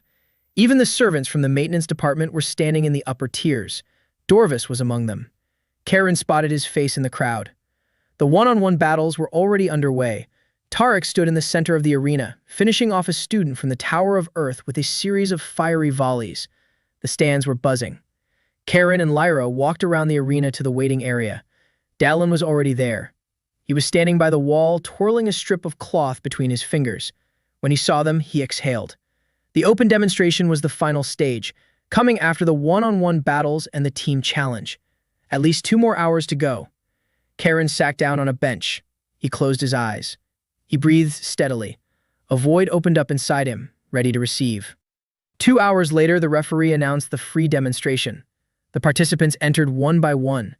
The students of the Tower of Fire performed fire formations and controlled explosions. The Tower of Water created water structures. The Tower of Earth raised stone walls and formed sculptures out of sand. The Tower of Wind released blades that sliced targets to dust. The Tower of Lightning struck copper rods with bolts of lightning and ignited crystals from a distance. Each performance lasted from 1 to 3 minutes. The stands applauded. The mentors nodded. The referee recorded the scores. Last on the list was Karen. No tower. No insignia, no element. The referee announced his name. The stands fell silent, not completely. A whisper rippled through the crowd. That one. The servant. 0 points. A retest. A neutral channel. A new. Everyone knew. Chiron stepped into the arena. The sand beneath his feet was warm from the fire spells of the previous contestants. He stood in the center. He raised his head. 1,000 faces were watching him. Olswert sat in the administration box. Shiga was beside him. Next to him was Morvain with a notepad. Goran stood in the aisle. Fair sat in the wind tower stands. His hands rested on his knees and didn't move. Mira and Tolvin sat side by side. Dorvis stood on the upper tier and wiped his forehead. Chiron raised his right hand. Lyra stepped into the arena and took her place 5 paces to the right, the red insignia of the Tower of Fire. Dalen stepped out and took his place 5 paces to the left, the white insignia of the Tower of Wind. The stands buzzed with excitement. The referee glanced at the list. The list listed only 1 participant, not 3. He raised his hand to stop them. Fair stood up in the stands and announced loudly that the demonstration required the participation of assistants. Paragraph 12, Section 4, Subsection 9. The referee checked. The subsection existed. He lowered his hand. Chiron looked at Lyra. She nodded. He looked at Dalen. Dalen nodded. Chiron closed his eyes for a second. He opened them. He held out his right palm toward Lyra, his left toward Dalen. Lyra raised her hand. Fire flowed from her palm to his. A red glow. Heat. A dry, dense stream. Fire mana entered Chiron's body through his right hand. He directed it to the center of his chest. He held it there. 3 seconds. Steady. He nodded. Dalen raised his hand. Wind rushed toward his left palm. A white glow. Cold. A light, shifting current. Wind mana entered Chiron's body through his left hand. It raced toward his chest. The 2 currents met. It didn't clash. They merged. Fire and wind swirled inside his body in a double spiral. Chiron felt heat. A powerful, searing heat. But it was under control. He raised both palms toward the sky. A column of hot wind shot upward. Orange. Bright. Steady. 20 paces high. Fire within the wind. 2 elements in a single current, flowing through the body of a man without an element. The stands fell silent. Complete silence. 1,000 people held their breath at the same time. The pillar burned for 5 seconds. Then Chiron closed his palms. The pillar went out. Lyra lowered her hand. Dalen lowered his hand. The silence lasted another 3 seconds. Then the first sound. Goran dropped a folder of papers. The sheets scattered across the stands. He didn't bend down to pick them up. He stood and stared at the arena. At Chiron. At the empty space in the air where a second ago the impossible had been. Olswert sat in the box. His expression hadn't changed, but his hands gripped the armrests of his chair so tightly that his knuckles turned white. Shiga stood next to him. Her mouth was slightly open. She closed it 2 seconds later. Morvain was writing in a notebook, quickly, without taking his eyes off the arena. Fair sat in the stands. His eyes were closed. Chiron stood in the center of the arena and felt 1,000 pairs of eyes on him. The heat from the pillar still hung in the air. The sand beneath his feet had darkened from the heat. He wasn't finished yet. He lowered his hands. He looked at Lyra. She stepped back. At Dalen. He stepped back. Chiron was left alone in the center. He took a gray crystal out of his pocket, a small stone in his palm. Dull. Unremarkable. He placed it on the sand in front of him. He dropped to one knee, both palms on the crystal. He closed his eyes. He channeled his mana. A double spiral. Light and darkness. The crystal flared gray. Not bright. Not dim. Gray. Light that was not light. Darkness that was not darkness. Something third. Something impossible. A gray glow rose from the crystal and enveloped Chiron. It was warm and calm. Like morning mist. Like the first ray of dawn. Like the silence after a storm. The glow expanded. It spread beyond the arena's boundaries. It touched the front rows of the stands. The people it fell upon felt it. It wasn't pressure. It wasn't heat. It wasn't cold. It was something none of them had ever experienced before. A woman in the front row raised her hand and looked at her palm. A gray glow lay on her skin like pollen. She was a water mage, but at that moment she felt fire, earth, wind, and lightning, all 5 elements at once. The glow lasted 10 seconds. Then Chiron withdrew his hands. The crystal went dark. He stood up. He put the stone in his pocket. He looked at the stands. The silence lasted another 5 seconds. Then someone in the back rows began to clap. One person. Then a second. A third. 10 seconds later, half the stands were clapping. Not everyone. The other half remained silent, but those who were clapping were doing so while standing. Karen turned and walked toward the arena exit. Lyra and Dalen were waiting for him in the waiting area. Lyra didn't say a word. She simply took his hand and squeezed it. Dalen nodded. Once. Karen walked past them and sat down on a bench. His hands were shaking. Not from fatigue. From what he had just done. He had shown 2 impossible things to 1,000 witnesses. Now the council couldn't hide him. Couldn't pretend nothing had happened. Couldn't lock him away in the white corridor and forget him. 1,000 people had seen the gray glow. 1,000 people had felt all 5 elements at once. This couldn't be undone. It couldn't be erased. It couldn't be explained away as a measurement error. He had won this round, but when he looked up and saw Olsworth walking toward him through the crowd, accompanied by Shiga and Morvine, he realized that the war had only just begun. Olsworth stopped 3 steps away. Shiga stood behind his left shoulder. Morvine stood behind his right. The stands were still buzzing. The crowd hadn't dispersed.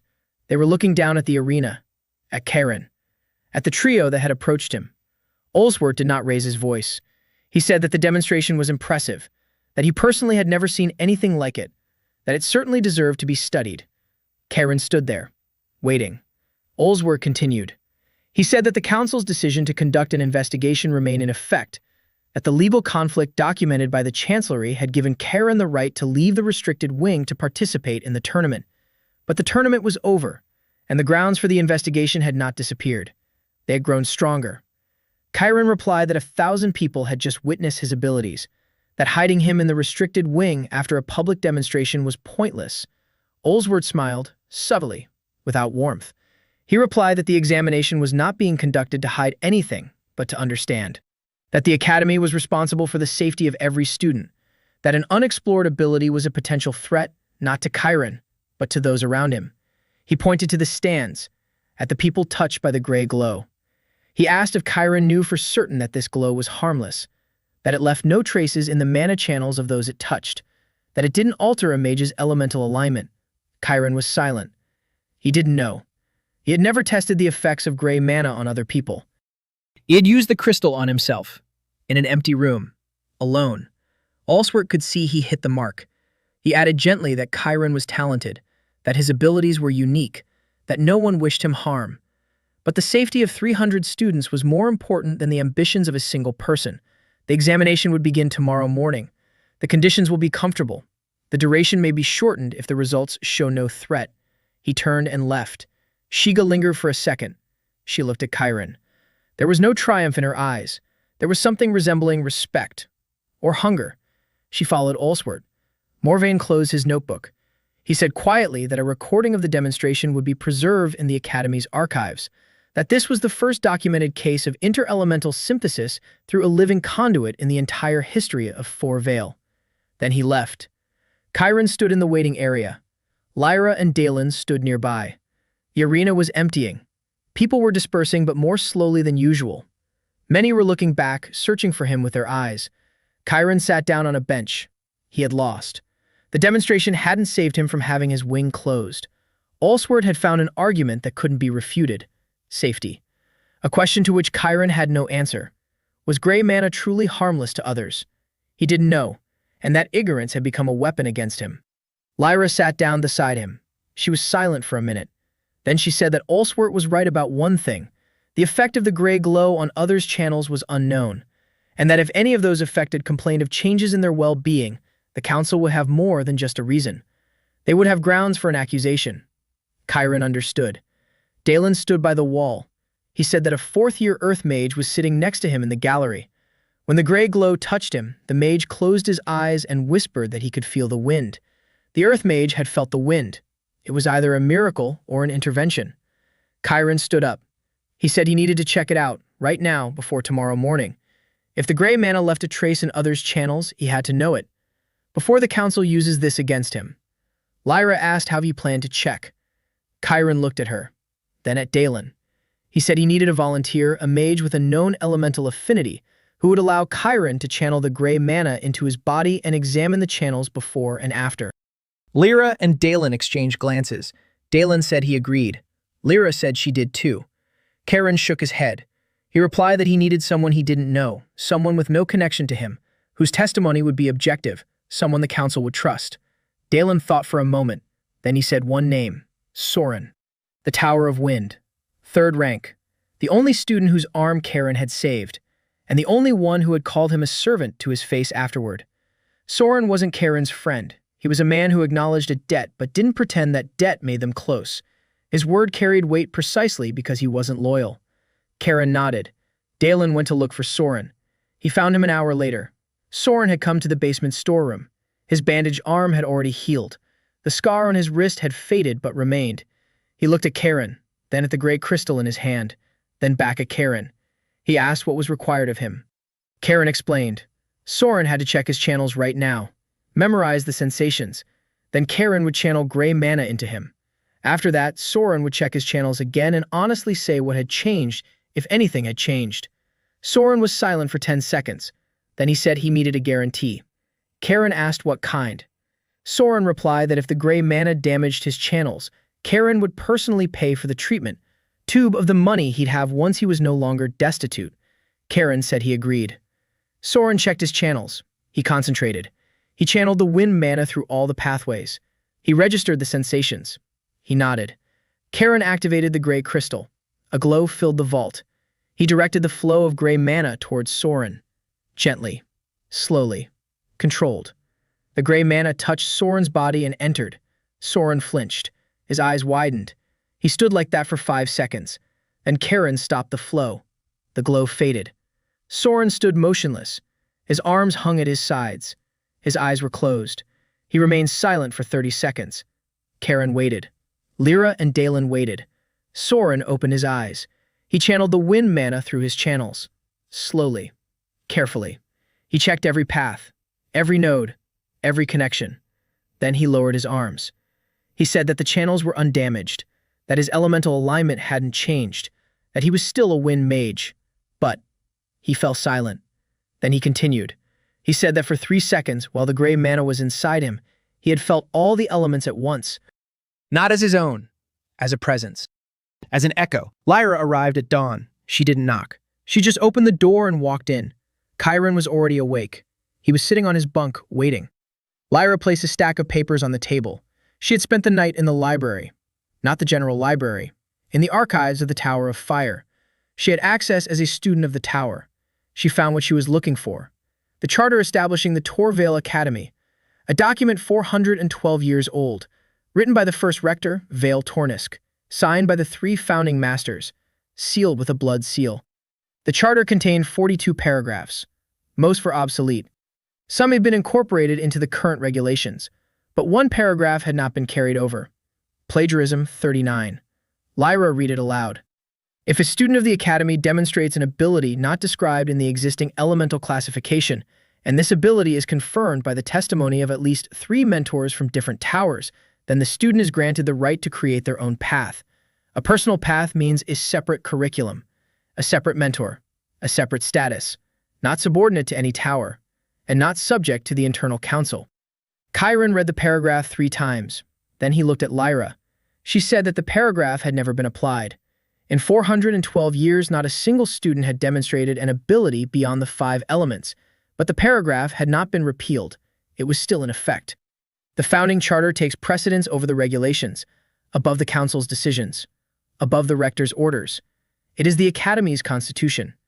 Chiron asked what was meant by the testimony of 3 mentors from different towers. Lyra replied, 3 mentors from 3 different towers must confirm in writing that they have witnessed an ability that does not fit within the elemental system. Chiron considered. Fair. The Tower of Wind. He saw it. He'll confirm it. Mira. The Tower of Water. She was at the trial. She saw the mana leakage, but she didn't see the gray crystal. At the tournament, she was sitting in the stands. She saw a pillar of fire in the wind, and a gray glow. She'll confirm it if she agrees. The 3rd mentor. Lyra said Tolvin wouldn't work. He has 2 years left before retirement. He won't risk his pension for the sake of a 400-year-old clause. Shiga won't work. She's a member of the expanded council. Her loyalty lies with the system. We need a third mentor from the third tower. One who witnessed the demonstration, one who believed, one who's ready to sign. Karen thought about it. All the mentors were at the tournament. They all saw it. But seeing it and signing it are two different things. Signing paragraph 39 is a challenge to the council. It's a declaration that the system is incomplete, that the 5 elements aren't everything. Which of the mentors is ready for that? Lyra named a name, Erden, mentor of the Tower of Earth. Not Tolvin, the second mentor, the junior one, 38 years old, a 7th-rank Earth mage, known for publishing articles on the theoretical possibility of inter-elemental interaction. His articles had been rejected by the academic journal 6 times. He was considered an eccentric, an outsider, a man who wasted his time on the impossible. Yesterday at the tournament, he saw the impossible become reality. Karen nodded. He needed to talk to 3 people before 8 in the morning, Fair, Mira, and Erden. He had 2 hours. Fair agreed in 30 seconds. He said he would sign not for Karen's sake, but for what he had seen, for the truth that had been right before his eyes for 23 years, but which he had been unable to find. Mira took longer. Karen found her in the Tower of Water. She was drinking her morning tea in her office alone. He walked in uninvited. She looked up. She wasn't surprised. She said she'd been expecting him. He explained. Paragraph 39. The founding charter. The path of one's own. Mira listened. Her expression didn't change.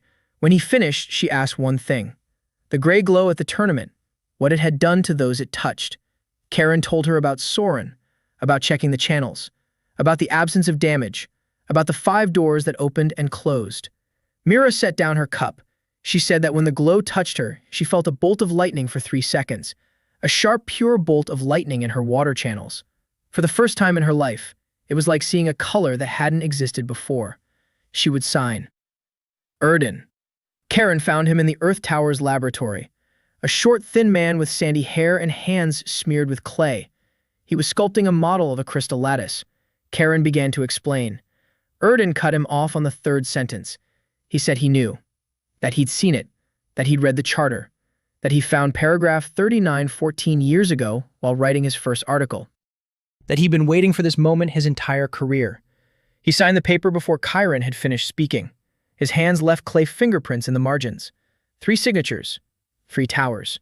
Wind, water, earth. Chiron held 3 sheets of paper in his hands. Each contained a single sentence. I confirm that I witnessed a magical ability not described in the existing elemental classification, demonstrated by the apprentice Chiron from Solwar County. Signature. Tower seal. Date. He brought all 3 to the office. Burvis was sitting at his desk. Chiron placed the 3 testimonies and a copy of the charter with a bookmark at paragraph 39 in front of him. Burvis read them. Then he took off his glasses, wiped them, put them back on. Read them again. He was silent for a minute. Then he said that paragraph 39 of the founding charter was a valid regulation of the highest order, that the 3 certificates met the requirements, that he was obligated to register the activation of the paragraph and notify all academy bodies, including the internal council and the rector's office, that upon registration the student Chiron from Solwar County would receive the status of founder of his own path and would be exempt from the council's jurisdiction until such time as his own path was formalized and incorporated into the academy's structure. Chiron asked how long the formalization would take. Burvis replied that there were no precedents, that by analogy with the procedure for creating a new tower, formalization could take anywhere from 1 to 3 years. 3 years. 3 years during which the council could not touch him, could not send him to the restricted wing, could not order an examination, because the founder of his own path was not subject to the council. He was subject only to the charter. Burvis registered the documents. He affixed the seal. Time, 7:53. 7 minutes before the evaluation was set to begin. Kieran left the office and headed for the secure wing. He stood before the door with 3 lock crystals.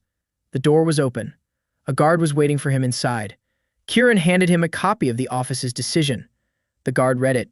His eyebrows rose. He read it again. He looked at Chiron. Then he closed the door from the other side. Chiron stood alone in the hallway, free. An hour later, Olswert received a notification. Chiron didn't see his face. But that evening, Lyra told him that a sound had come from the rector's office in the west wing, a sound she mistaken for the crack of breaking furniture. The first week after enrollment was quiet, too quiet. Allsworth hadn't summoned Karen. Shiga hadn't shown up. Morvine had disappeared from the academy on the third day. The notebook and the silver badge had gone with him. Karen wasn't fooling himself. Silence didn't mean peace. Silence meant preparation. The council had no intention of accepting paragraph 39 without a fight. For 412 years, no one had touched that provision. Not because they didn't know about it, because there had been no reason to. Now there was a reason, and the council was looking for a way to repeal it. Karen used the time wisely. Every day he worked out in Fair's training hall. Not as a servant anymore, as a student on his own path. Fair officially became his mentor. Mira granted him access to the Water Tower's laboratories. Erden opened the Earth Tower's archives to him. 3 of the 5 towers provided him with resources. The remaining 2, Fire and Lightning, were controlled by Allsworth. They remained off-limits. Karen trained. Not secretly in the basement, out in the open, in the hall, in front of witnesses. Every day he practiced new combinations. Fire and water. Steam. Controlled. Directed. He learned to form a blade of steam that cut through stone more gently than the wind, yet more deeply.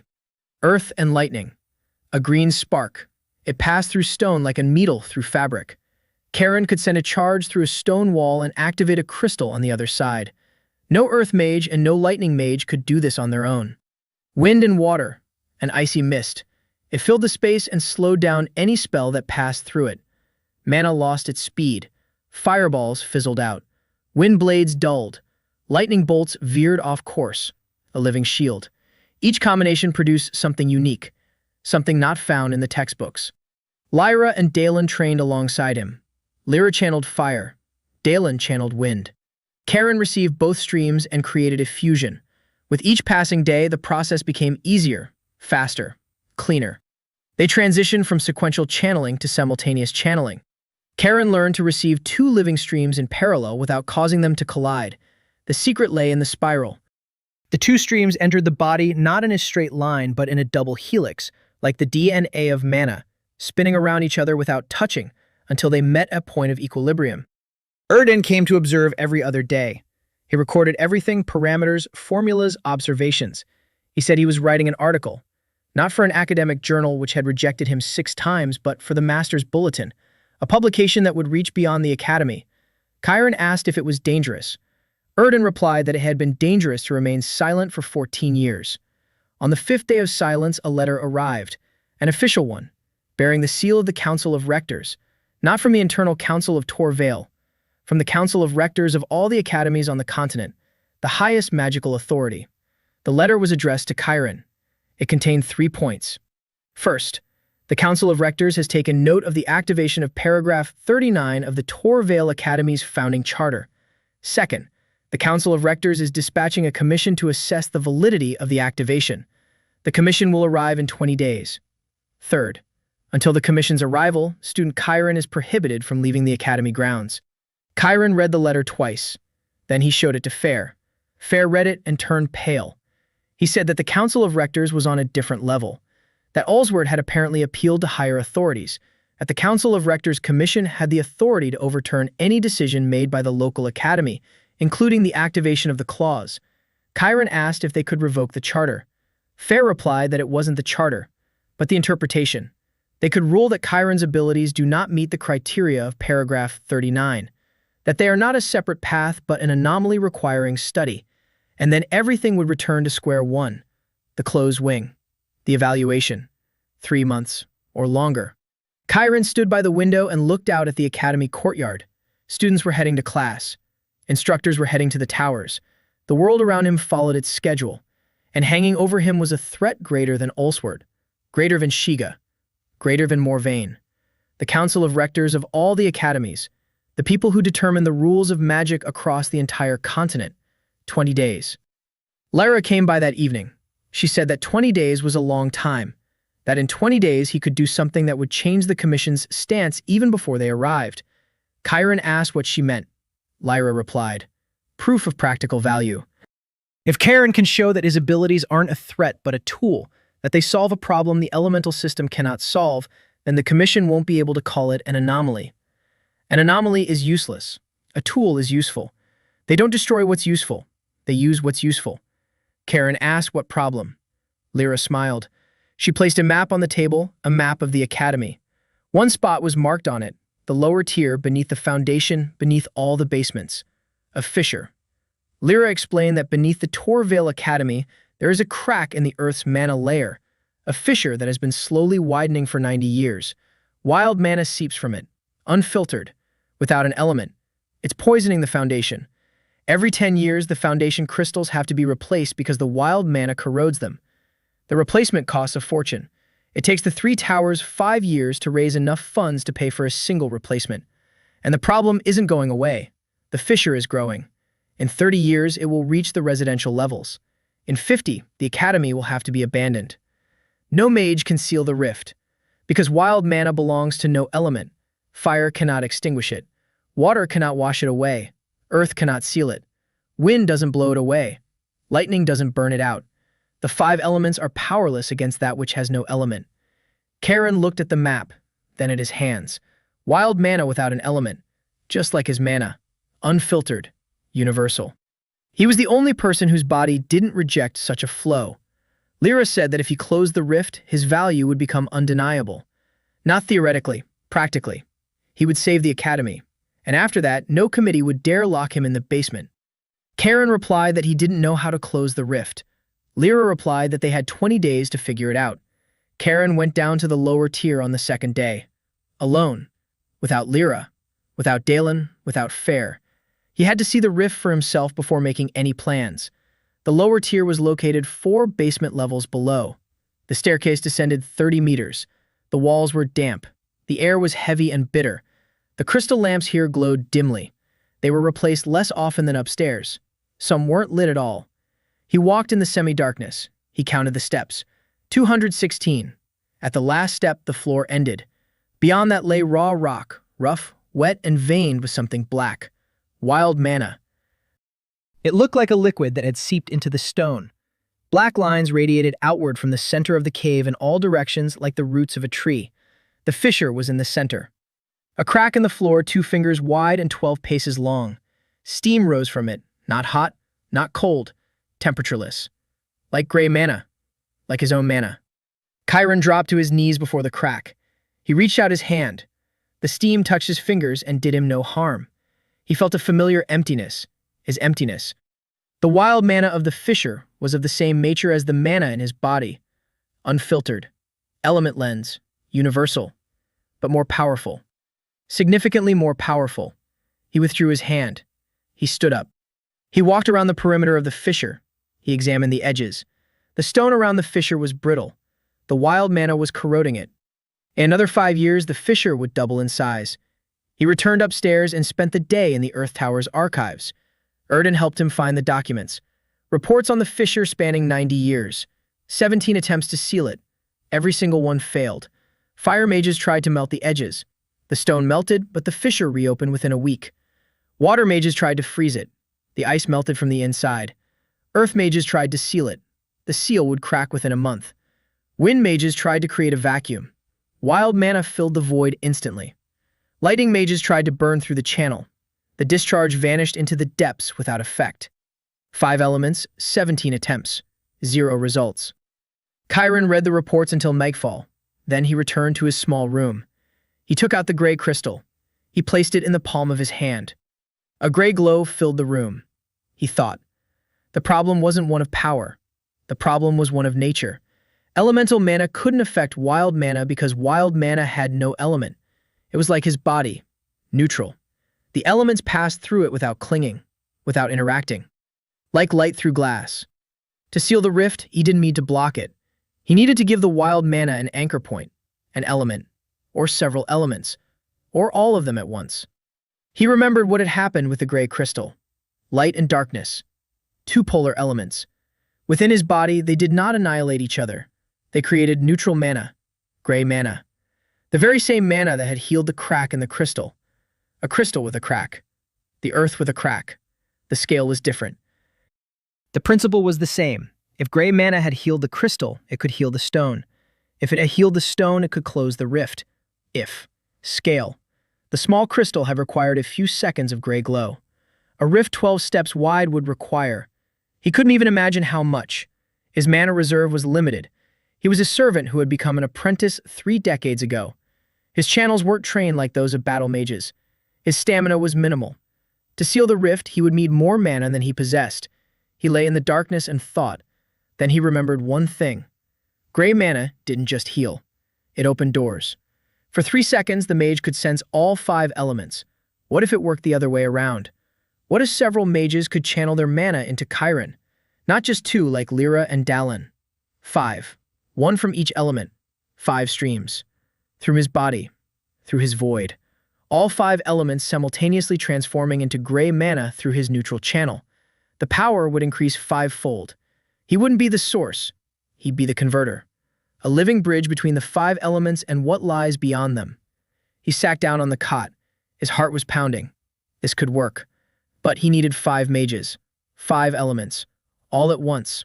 Willingly. Lyra. Fire. Dallin. Wind. He had 2. He needed 3 more. Water. Earth. Lightning. For the next 3 days he searched. Water. He went to Mira. She listened. She shook her head. She said that a mentor couldn't participate in an unapproved experiment, but she could recommend a student. She gave a name. Neela. 4th-year student. The best at controlling water flow in her class. Calm. Reliable. Chiron found Neela in the library. She heard of him. Everyone had. She listened in silence. Then she asked just one thing. Is it dangerous? Chiron answered honestly. He didn't know. Neela nodded and said she was in. Earth. Erden brought his student, Malvin. Asaro, young, enthusiastic. Too enthusiastic. Chiron spoke with him for 10 minutes and realized that Malvin had agreed not because he believed in the cause, but because he wanted to be part of something big. That was unreliable. But there was no time to look for someone else. Lightning. This was more complicated. The Tower of Lightning was controlled by Ulswort through Shiga. No apprentice would help Chiron without putting themselves at risk. Dallin suggested Soren. The Tower of Wind, not Lightning. Not suitable. Lightning was needed. Chiron thought about it for 2 days. On the 3rd day, the answer came to him on its own. Shiga. She appeared in the training hall that morning, alone, without an entourage, without a notebook. She stood at the entrance and watched as Chiron absorbed Lyra's stream of fire and released a blade of steam. When the training session ended, she approached him. She said she knew about the rift, that she knew about his plan, that Ulswort knew too. Chiron waited. Shiga continued. She said that Ulswort considered it suicide, that no one had ever channeled 5 elements through themselves at the same time, that the body wouldn't hold up, that Chiron would die and take 5 others with him. Then she fell silent. Then she added that she wanted to be the 5th. Chiron didn't believe her. He looked at her, searching for a catch. Shiga said there was no catch, that she filed a report not because she wanted to destroy him, but because she wanted to understand. That she was an 8th-rank lightning mage and that in her 11 years at the academy, she hadn't seen anything that would make her doubt the system. Until the tournament. She said that when the gray glow touched her, for 3 seconds she felt water, earth, fire, wind. The 4 elements that had been closed off to her entire life, and that those 3 seconds changed her more than 11 years of training. Chiron asked what Ulswort would say. Shiga replied that Ulswort could say whatever she wanted. She's a mentor, not a subordinate. Her decision to participate in the experiment is her right. Chiron nodded. The 5 of them. Fire, water, earth, wind, lightning, Lyra, Neela, Malvin, Dallin, Shiga, and Chiron in the center, the bridge, the converter, the vessel for the 5 elements. They descended to the lower level on the 17th day, 3 days before the commission's arrival. The fissure awaited them, dark, silent, exhaling wild steam. Chiron stood at the edge of the fissure. He looked down. Blackness, bottomless, pulsating. He turned to the 5 of them. They stood in a semicircle, Lyra to his right, Dallin to his left, Neela behind his right shoulder, Malvin behind his left, Shiga right behind him. He said he would start with 1 stream, then add a 2nd, a 3rd, a 4th, a 5th, one after another. If at any point he felt his body couldn't take it, he would give a signal. He would raise his right hand. Everyone would immediately stop the stream. The 5 nodded. Chiron closed his eyes. He opened his palms. The emptiness inside him unfolded completely. He uttered a single word. They began. Lyra went first. Fire entered through her right palm. Heat. Dry. Familiar. Chiron directed it to the center of his chest. He held it steady. He nodded. Dallin went second. Wind entered through his left palm. Cold. Movement. The two streams swirled into a double spiral. A familiar sensation. Lyra and Dallin had practiced this dozens of times. He nodded. Nilo went third. Water entered through his right shoulder. Flowing. Deep. 3 streams. The spiral became a triple one. The pressure in his chest increased. Not pain, but heaviness. As if a stone had been placed on his ribs. Chiron clenched his teeth. He held it. He nodded. Malvin channeled the fourth. Earth entered through his feet. Heavy. Dense. It rose slowly. Like roots for the soil. 4 streams. 4 elements in one body. The pressure became sharp. Chiron felt the mana channels tighten. Like strings on the verge of snapping.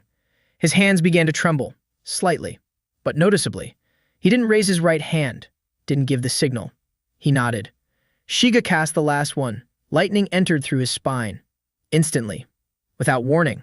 Just as she had always done everything in life. The discharge pierced him from the back of his head to his tailbone. 5 elements. Simultaneously. In a single body. Chiron opened his mouth but made no sound. His body became a battlefield. The 5 elements were tearing in different directions. Fire wanted to rise. Water wanted to fall. Earth wanted to stay put. Wind wanted out. Lightning wanted everywhere. His void, which had always been calm and ready, cracked at the seams. 5 streams are 2, not 3, not even 4. 5 is a qualitative leap. Each new element wasn't simply added. It multiplied the complexity of the interactions. 2 elements are 1 pair. 3 are 3 pairs. 4 is 6 pairs. 5 is 10 pairs.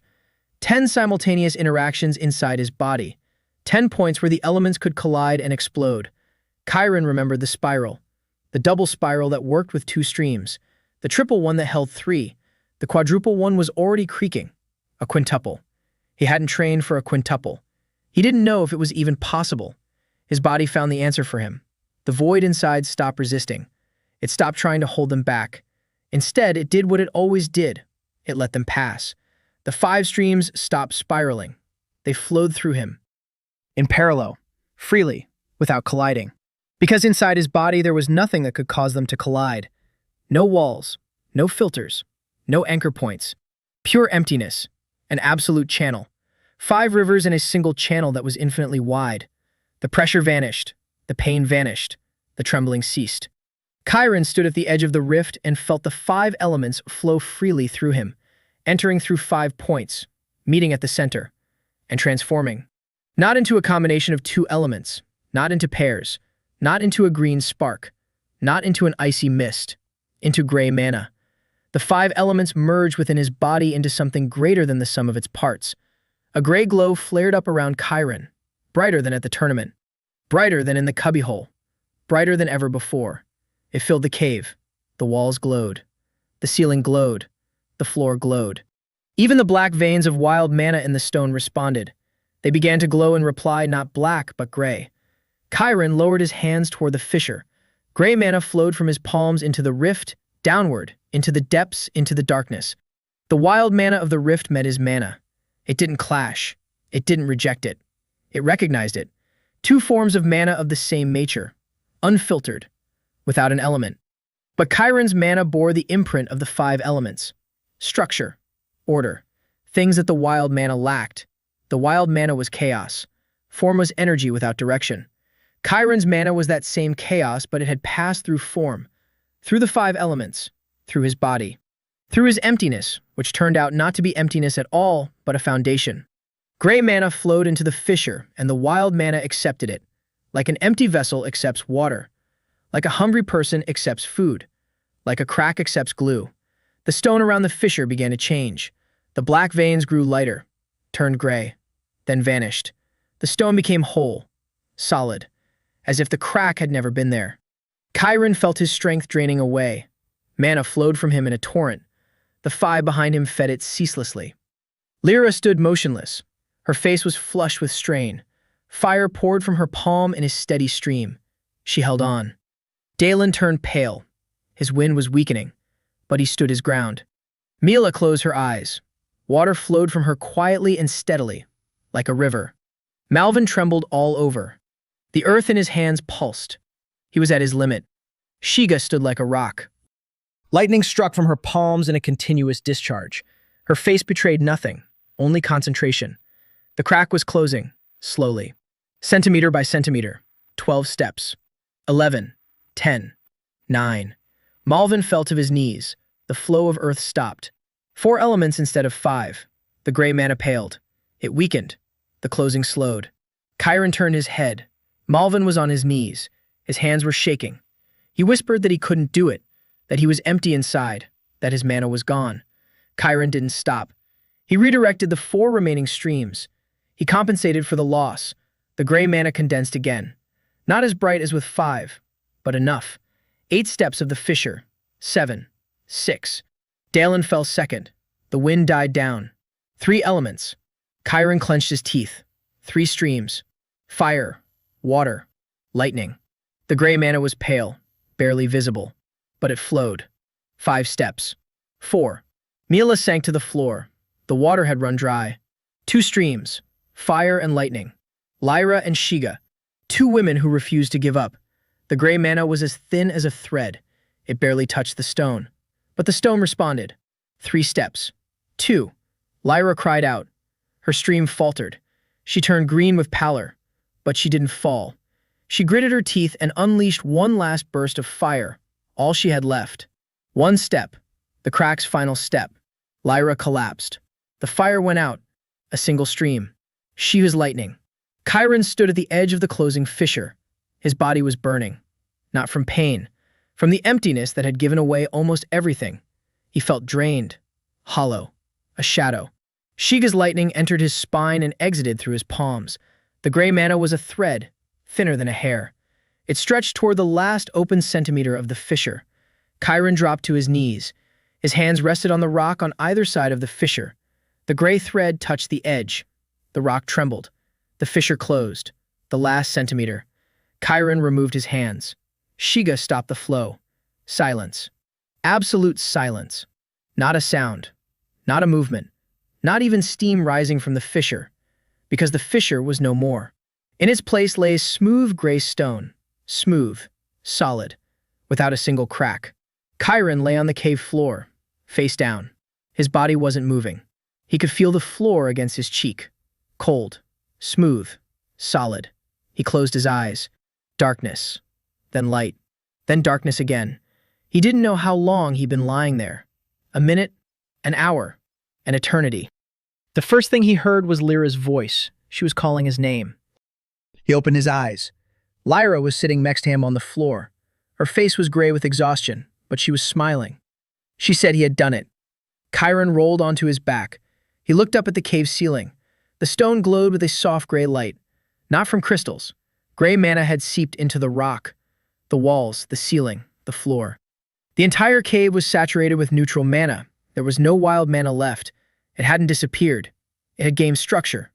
It had taken shape. It had ceased to be chaos. It had become part of the stone, part of the foundation, part of the academy. Chiron sat up. His body felt empty. Not in the usual sense. Truly empty.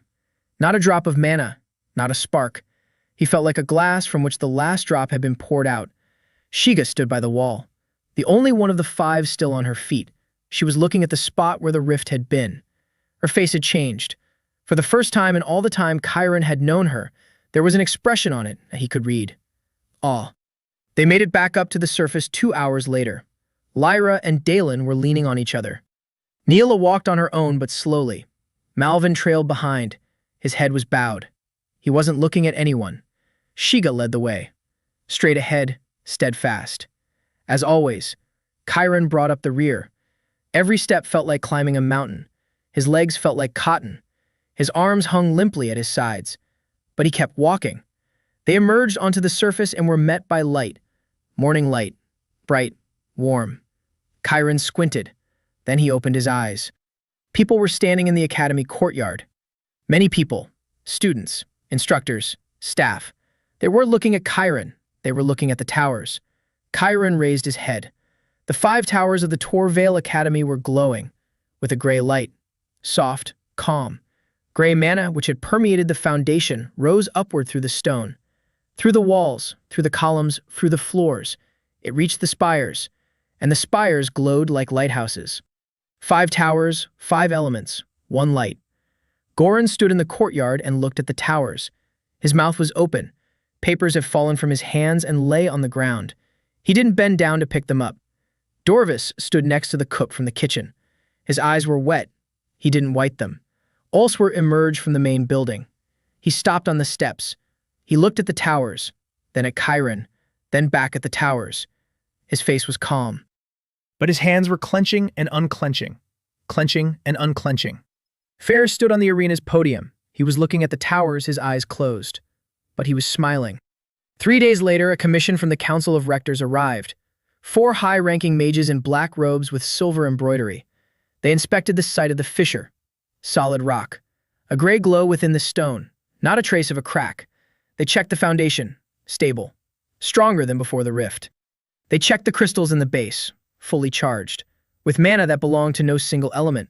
They spent 7 days at the academy. They questioned the mentors, the students, the witnesses. Sarana, Lyra, Delina, Mila, Malvina, Shigu, Farah, Mira, Erden, Burvis, Dorvis, Goran. On the 8th day, they reached a decision. The activation of paragraph 39 of the Torvale Academy's founding charter is deemed justified. The student Chiron from Solvart County was confirmed as the founder of his own path. The name of the path was determined by the commission, the Path of the Grey Bridge. The creation of the 6th tower was recommended. Olswert accepted the decision in silence. He did not object. He did not argue. He did not break any furniture. He signed the documents. He shook hands with the head of the commission. He gave Chiron a long, lingering look. Then he went into his office and closed the door. Shiga submitted a transfer request from the Tower of Lightning to the 6th tower. First mentor of the Path of the Grey Bridge. Chiron stood on the roof of the main building. Evening. The sun was setting below the horizon. 5 towers and 1 construction site. The 6th tower. Still just a foundation for now. 4 pillars. Survey ropes. A pile of stones. Lyra stood nearby. She was watching the sunset. Dalen stood by the railing. A gray crystal lay in Chiron's pocket. Warm, quiet, whole. Like the stone beneath the academy. Like a foundation upon which to build. Chiron took out the crystal. He placed it in his palm. A gray glow touched his face. Lyra looked at the crystal, then at him. She said it all began with this stone. Chiron shook his head. He replied that it all began with emptiness. From scratch at the ceremony. From a bucket and a rag. From a tiny room 2 by 3 steps. From the nights when he clenched and unclenched his fists and nothing happened. Then it happened. He put the crystal in his pocket. The sunset was fading. The towers glowed gray. Somewhere below, Dorvis was yelling at the laborers who weren't unloading the stone for the 6th tower correctly. Chiron smiled. For the first time in a long time. Then he turned and headed downstairs. He had a lot of work to do.